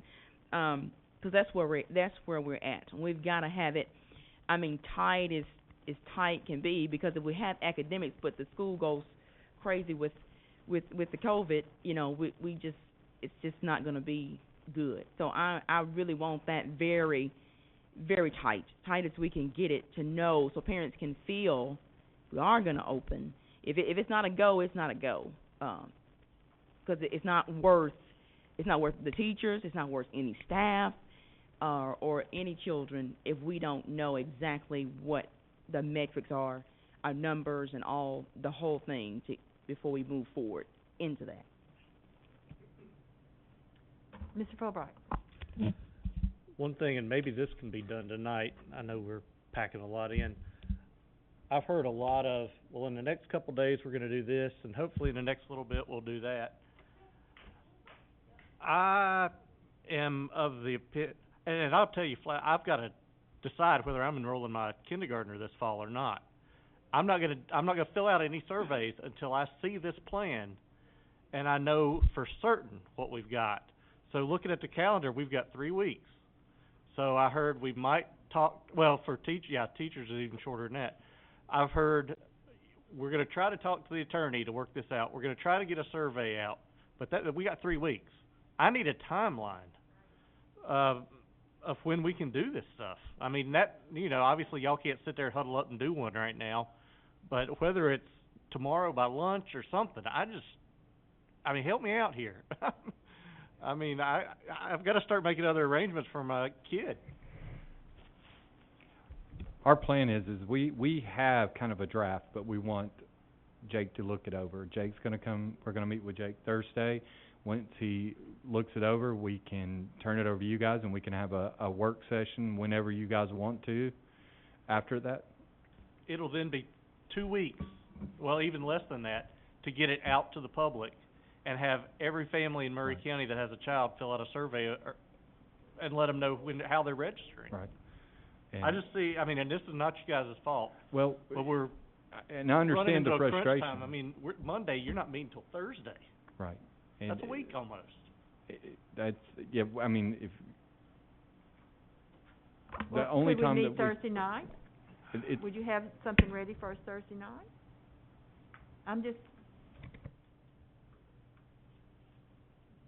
We can have as many of the work products as we can Thursday night if everybody's available. We have the flow, we can get those to you. We just want to be able to sit down with Jake and look at those, and then we can bring those, we can have a work session and we can talk about them. I guess I'm not as concerned from a board finding out what's going on perspective as I am a parent finding out Right. what, time frame we're looking at. Right. That's just where I'm at, and it's not, I'm frustrated and aggravated with it, and it's Right. not you guys. Well, and I know. It's the situation itself. Right. When we have, we have been reaching out to parents, and I know surveys, it's not always the best thing, but, as you think about trying to do things safely, having online stuff is one of the best methods we can do. You saw schools are trying to hand out packets, and we are trying to capture on those packets who's wanting to go remote versus who wants to go in school, but we know that, in order to do that better, we're gonna have to present a safe measure, and a safe measure is trying to do that. And to keep it seamless, we wanted to have it to where you registered in the system that you're already using. That would be connected to your parent portal, and that's kind of where we're going with that, is why we were trying to use our current, student information system to do the online registration. So, and I understand it is frustrating because there are a lot of different things that are, as you understand, we just got the CARES Act approved. We brought immediately you the funding to do those things. Those purchase orders had to be processed, and then we had to get with the vendors and do that, although we were already reaching out to vendors, but we knew we couldn't move forward until we were able to get those funds. So we are trying to move forward as fast as we can to bring those things to you and bring those products to you. I know. If Mr. Moore, I just had a couple of questions too on this. What page was that Kristen asked about was the trigger portion on this, in this document, the CLP? I didn't think that was in the CLP. I didn't Oh, it's not. It was in that health reopening presentation. Yeah. So that actually is not part of the CLP, or is it? That's not part of this. Oh, is it? Oh, I'm sorry. It is. I'm sorry. I apologize.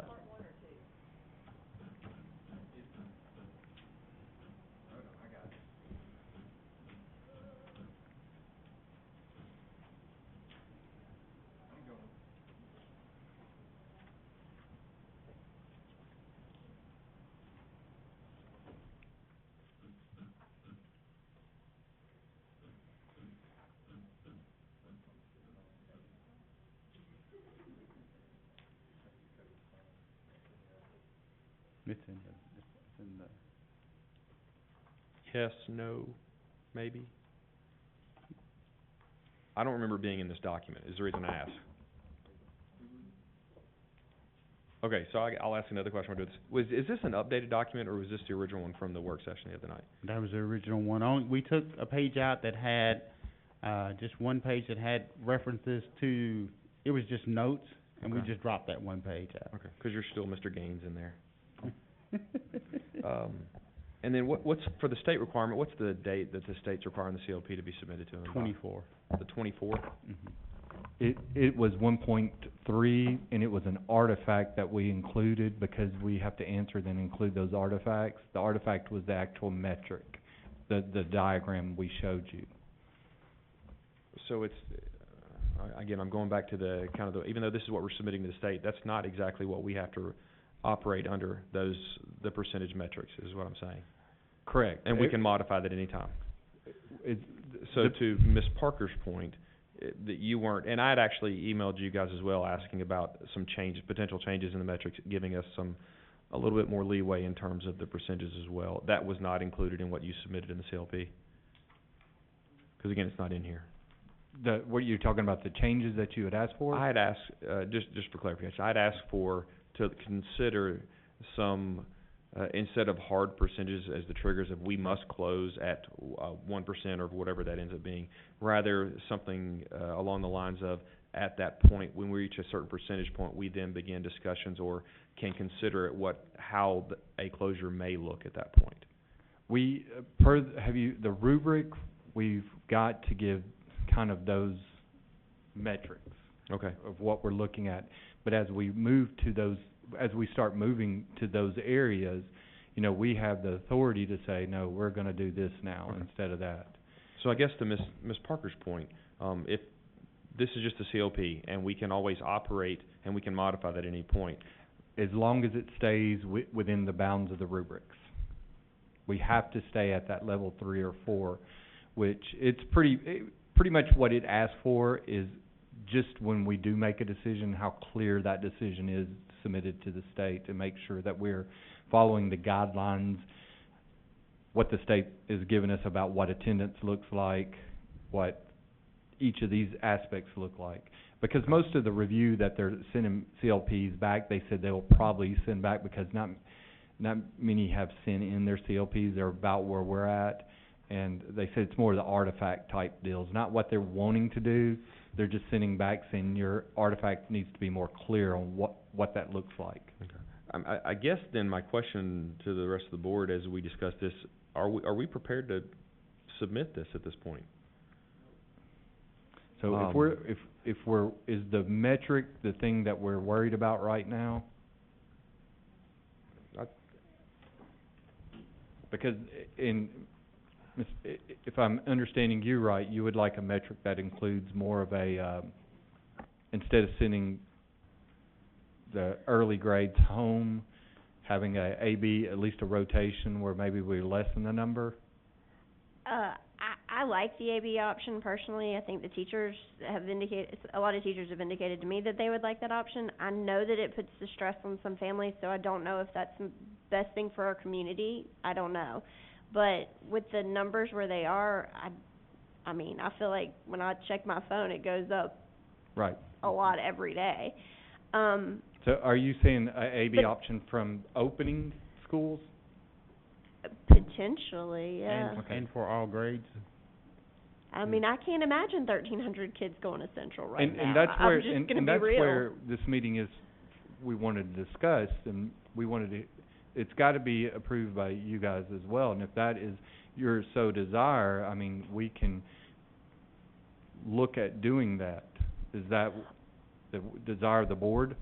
Well, let me say too, when we talk about the metric, I think in one of the early meetings that we had, you mentioned that, you know, when we talk about the flu, we oftentimes talk about how many students are out. And I think, Mr. Hickman, you indicated that in previous districts that you've been in, they actually look at staff and whether or not staff is going to be available. And to me, that makes a lot of sense. So, but I don't know if that's what we want to tie our metric to. But in some ways, I think a lot of the fear is more so for children being asymptomatic and giving it to their teachers and their teachers being out for an extended period of time. And how we get subs. I mean, we don't get subs on a good day. Yeah. We don't, you know, classes get divided up. Teachers have to give up their planning periods. Like, all those things are things that I'm curious how that's gonna work in this environment. And I think those are the questions that parents and teachers have.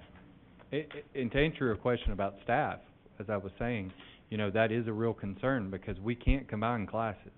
That is, we can't do that. So there are going to be those concerns that we've already talked about that may come up where we may have to close a school just because we can't staff it. And those are outside the CLP, outside the metric, but we understand that as a district, if we can't cover classes, we can't combine the classes, so we understand that's an option we're going to have to do that's outside of the metric. And So that's we understand that. you know, hopefully you don't get a call at 7 o'clock in the morning, but, you know, that we'll try to avoid that. But that could be a very real option that we have to deal with. Well, I'll go back to the AV option though, if that's the case. I mean, if you're really only having to look at potentially every other day or every other week, I think having less exposure at this point with where we are as a county is not necessarily a bad thing. And, you know, getting that phone call at 7 o'clock in the morning is gonna impact 20 kids, whereas if we were able to cut the classes in half, it may just impact 10 kids' parents, because the other 10 kids' parents have already had to figure out what they're doing with their kids that day. I don't know. It's not ideal either way, and I recognize that. And I don't envy the scenarios that you guys are having to walk through. I really don't.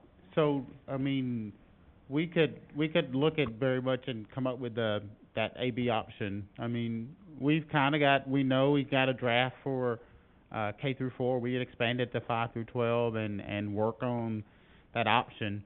And it just depends on bringing it back to you guys for you to review, or once we get it done as fast as we can, thinking about all the other things that we'll try to divide the staff and have some working on that option so that they can get it to you guys to look at so that you can review it, and then perhaps we could set up another time to approve the plan. Okay, are we talking about completely revising this?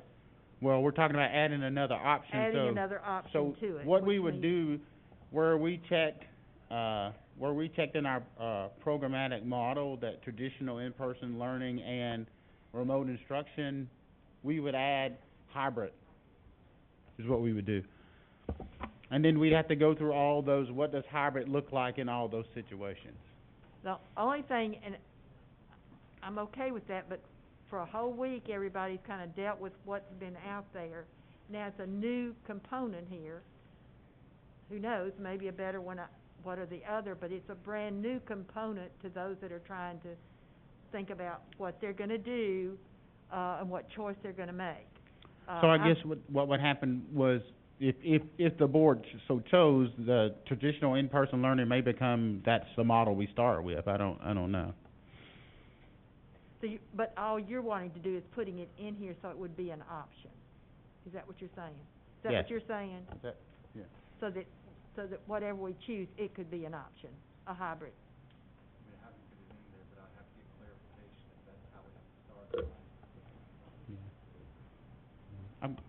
What are you saying? Okay. Yeah. We could do that. We could get, Mr. Hickman was saying we have to get clarification about if that's, how, if that was an option for us to start, how we would do that. But we could do that. We could get clarification on if we could say we got traditional in-person learning versus hybrid. And I think if those options were there and we had them, depending on a metric, we could say, hey, we think instead of doing traditional in-person, we wanted to go to hybrid, we could do that. Okay, I'm just trying to understand where we are. We have a motion to accept it as it is with no amended anything, so we really can't vote on this if we're talking about. Yeah. Correct? We could vote and simply not pass it. We've got a motion on the floor, and simply not pass it and then entertain another motion, yes. If you guys so desire to not pass it, what I can do is take it back to the state and say, the board chose not to pass it tonight, can we get an extension?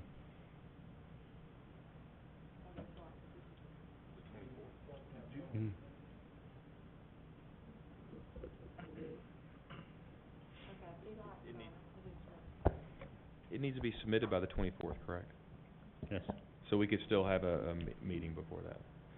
Yes, but, you know, before we have that next meeting, you know, I'd like to hear your desires of some of the things you'd like to see as options, so we can become better prepared. So to get back to the actual motions on the floor here, one thing, commentary, I have no interest in an A-B schedule.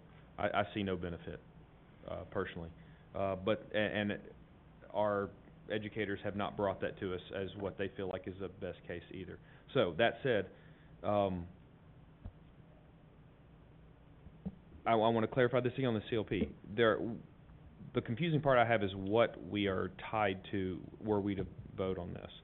And that's what is this just a, like I was saying, checking the box and making sure we have to do, this is our worst case staying open plan? How much of this are we actually tied into once we pass this and send it on to the state? That was my question. My understanding from what they have been telling us through the many meetings that we sat through is they understand that these are going to be organic and change. We have to send it in with showing that we do have a plan at this moment, what it's going to look like. They understand that, you know, once the students hit the ground running, we may have to come back and say, that's not what we need here, and so we have the opportunity to revise, is probably the better word instead of change. All right, and I appreciate it, because, and my point to voting for this, I would be in favor of this, passing this on to the state, moving on to some much bigger issues, which we still need to get into, in my opinion, answering the questions that teachers have asked, answering the questions that parents are asking, that we've talked about doing this week, hopefully. Something by Thursday would be really nice to be as quickly as possible. But again, if we're not completely tied into having to operate under this, if they understand it's organic, I'm happy to move this along and check this box with the state and answer some of these other questions that, in my opinion, are much bigger. Yeah, I agree with you. I am not really not in favor of A-B operation there. Have you heard a lot of feedback from teachers on the A-B? We presented it to principals. Okay. This was just elementary because that was what Ms. Parker originally brought to me as a concern. And elementary principals were predominantly in favor of doing an A-B. And when we say an A-B, what we were considering was half the kids come Monday, Tuesday, half the kids come Thursday, Friday. That way, if parents are trying to get childcare, they're at least getting childcare for 3 consecutive days instead of having to one day on, one day off, one day on, one day off. Understand that even on days that kids weren't sitting in the classroom with us, we still have to provide learning for them at home. So we would still be working on work packets and the videos that we've already talked about for K2. But that is what we had discussed this week as a possible option for actually pre-K through 4, to keep our kids in school as long as we possibly can, because I wholeheartedly agree with Ms. Parker. If we're going to teach our kids to read, we have to be able to work with those students. So that was what we had discussed as a possibility for pre-K through 4. I don't think it would be real challenging to expand that to pre-K through 12 if that's what you want us to do. And again, when it comes to editing this document, many times it's a matter of cut and paste from one column into another, so it's not like we're recreating the wheel on the whole process. So I do think we could probably reasonably do that in a short turnaround time. Okay. Like I said, I was not been a favor of the A-B system because of the parents. I mean, they better change their schedule all the time, constantly. Well, my kid's either in school or at home online, one of the two. I just don't see it's feasible to do that. And like you said, this right here can be fluent, and we still don't know what the state's still gonna push down from this. So, I'm still just ready to send it on, get the state, and get their feedback on this. Right. And let me get a clarifying question from you guys that are pushing, or asking about the AB schedule. Are you saying not to offer a remote option? Or are we saying go AB and you're going AB? I'm thinking about the split, 2 days on, 3 days Right. off. With parents having the option, saying, I'm gonna do that option? Let me try to are we saying parents are gonna have an option that if we go with the AB, saying we're gonna have an AB option, but if you don't wanna do the AB option, we're gonna have a full virtual? Is that what I'm hearing? Yeah, that's not. 'Cause that's, okay. I just wanted to clarify that. Okay. Well, and I just wanted to say, I think part of my prioritization is the K-4 because they're not getting devices. I mean, when you talk about doing a Google Classroom or Microsoft Teams with 5 through 12, if they have a device, but how does a kindergartner learn to read with a packet of materials that they don't even know their letters? I mean, if I were sending my kid this year, she would not know all her letters. She would not be able to read and do the work that is required, which is why I'm saying you got to have somebody that walks them through that. Now, maybe that is parents, and quite frankly, if we send 20 kids back to school in K through 4 and they're snotting all over the place and they're all getting sick and they may or may not have COVID, we're probably going to be shutting down all of our schools at some point. Because those kids, some of their parents are teachers, and they're going to have to stay home. I mean, this is just a vicious cycle, and there's no way to really plan for it. But I just want us to be reasonable in what our expectations are, and I don't want us to set forward that we're going to do something that we really are not capable of doing. I want our priority. I think health and safety is important, but quite frankly, I think education is what we're charged with. And if we can't educate K through 4 unless they are physically in a classroom, then we need to make sure that we figure out how we can do that. If that means 5 through 12 is out, they're at home doing it virtually, and a kindergartner is going to Whitthorne or Central or Cox or Mount Pleasant Middle or Mount Pleasant, I don't know what that looks like, but I think that's what, we've got to think outside the box on this, and I'm just telling you, there's a lot of parents that don't feel like they can that they can teach their kindergartner to read. I know teachers that are like, I gotta send my kid to school so she can learn to read. And they're experts at it. So I'm just trying to think about the parents that have younger kids and I'm fine if you want to send home a packet, I'll work with my kids on it. But what about those kids that don't get that? What about the gaps that they have from March to now that are just going to continue to grow? And if you don't lay eyes on those kids, there's a lot of other concerns that we're going to have to address at some point.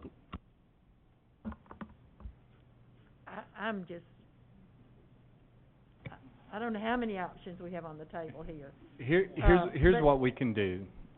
We have a motion, and the motion is to accept CLP as presented, right?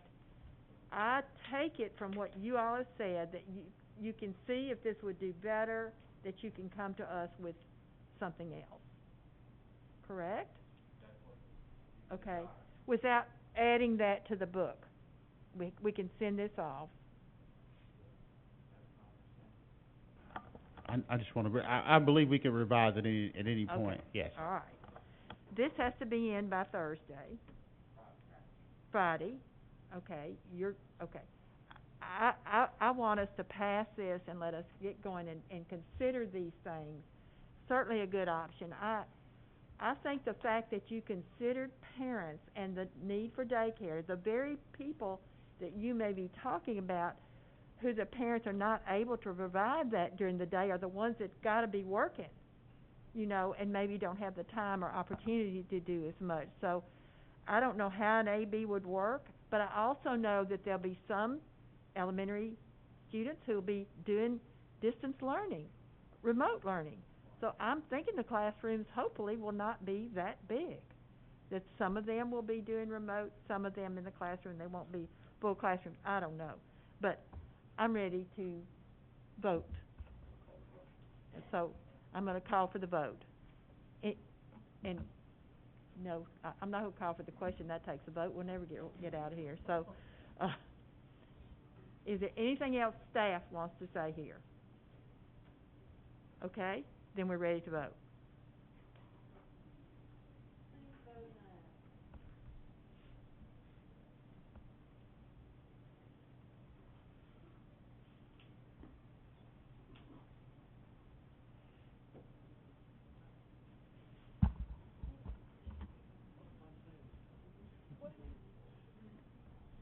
What, Fulbright, you abstain? No,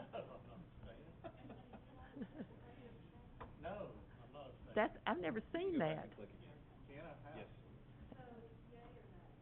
No. That motion does pass.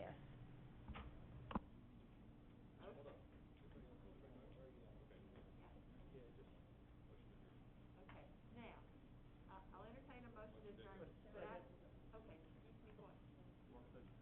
No, before you make the motion. I need 60 seconds of the board right here.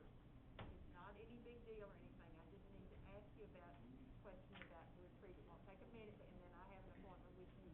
Do we need to assign a work session on Thursday afternoon, or is it We can, Mr. Hickman, do you want us to have a work session or anything to bring back to us? I mean, we're bringing the plan, it's going.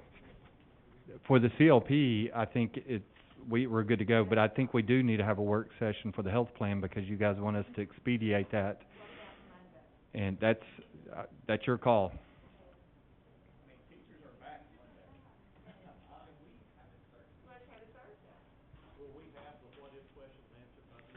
We should have the vast majority of them answered. Like I said, we've got a lot of the things ready to go, but we want to make sure, we needed Jake to approve it, and Thursday was the day we got. Well, then let's, Thursday. I mean, these aren't new questions that have come up.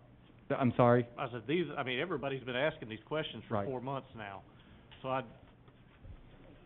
And I know you're frustrated, but the problem is every time we think we have our decision made, it changed on us.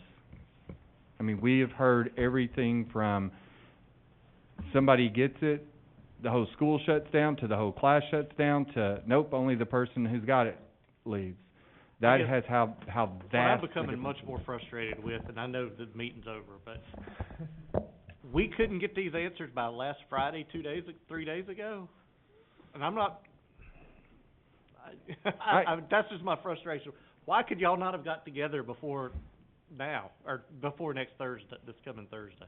And I understand the frustration, and we were trying to be open for that period that you guys asked for the parent and the comment. I'd just say I'd be satisfied that even if we can't answer them Thursday night, that at least we're discussing them out in the open on Thursday night. Right. And I think that's what most people are asking for right now. I think most people recognize we're not gonna have all the answers, but people really wanna be heard, and I think I wanna get some of these things where we're just talking about them. And if we don't have an answer, maybe we got 3 different answers we're considering, that's okay too.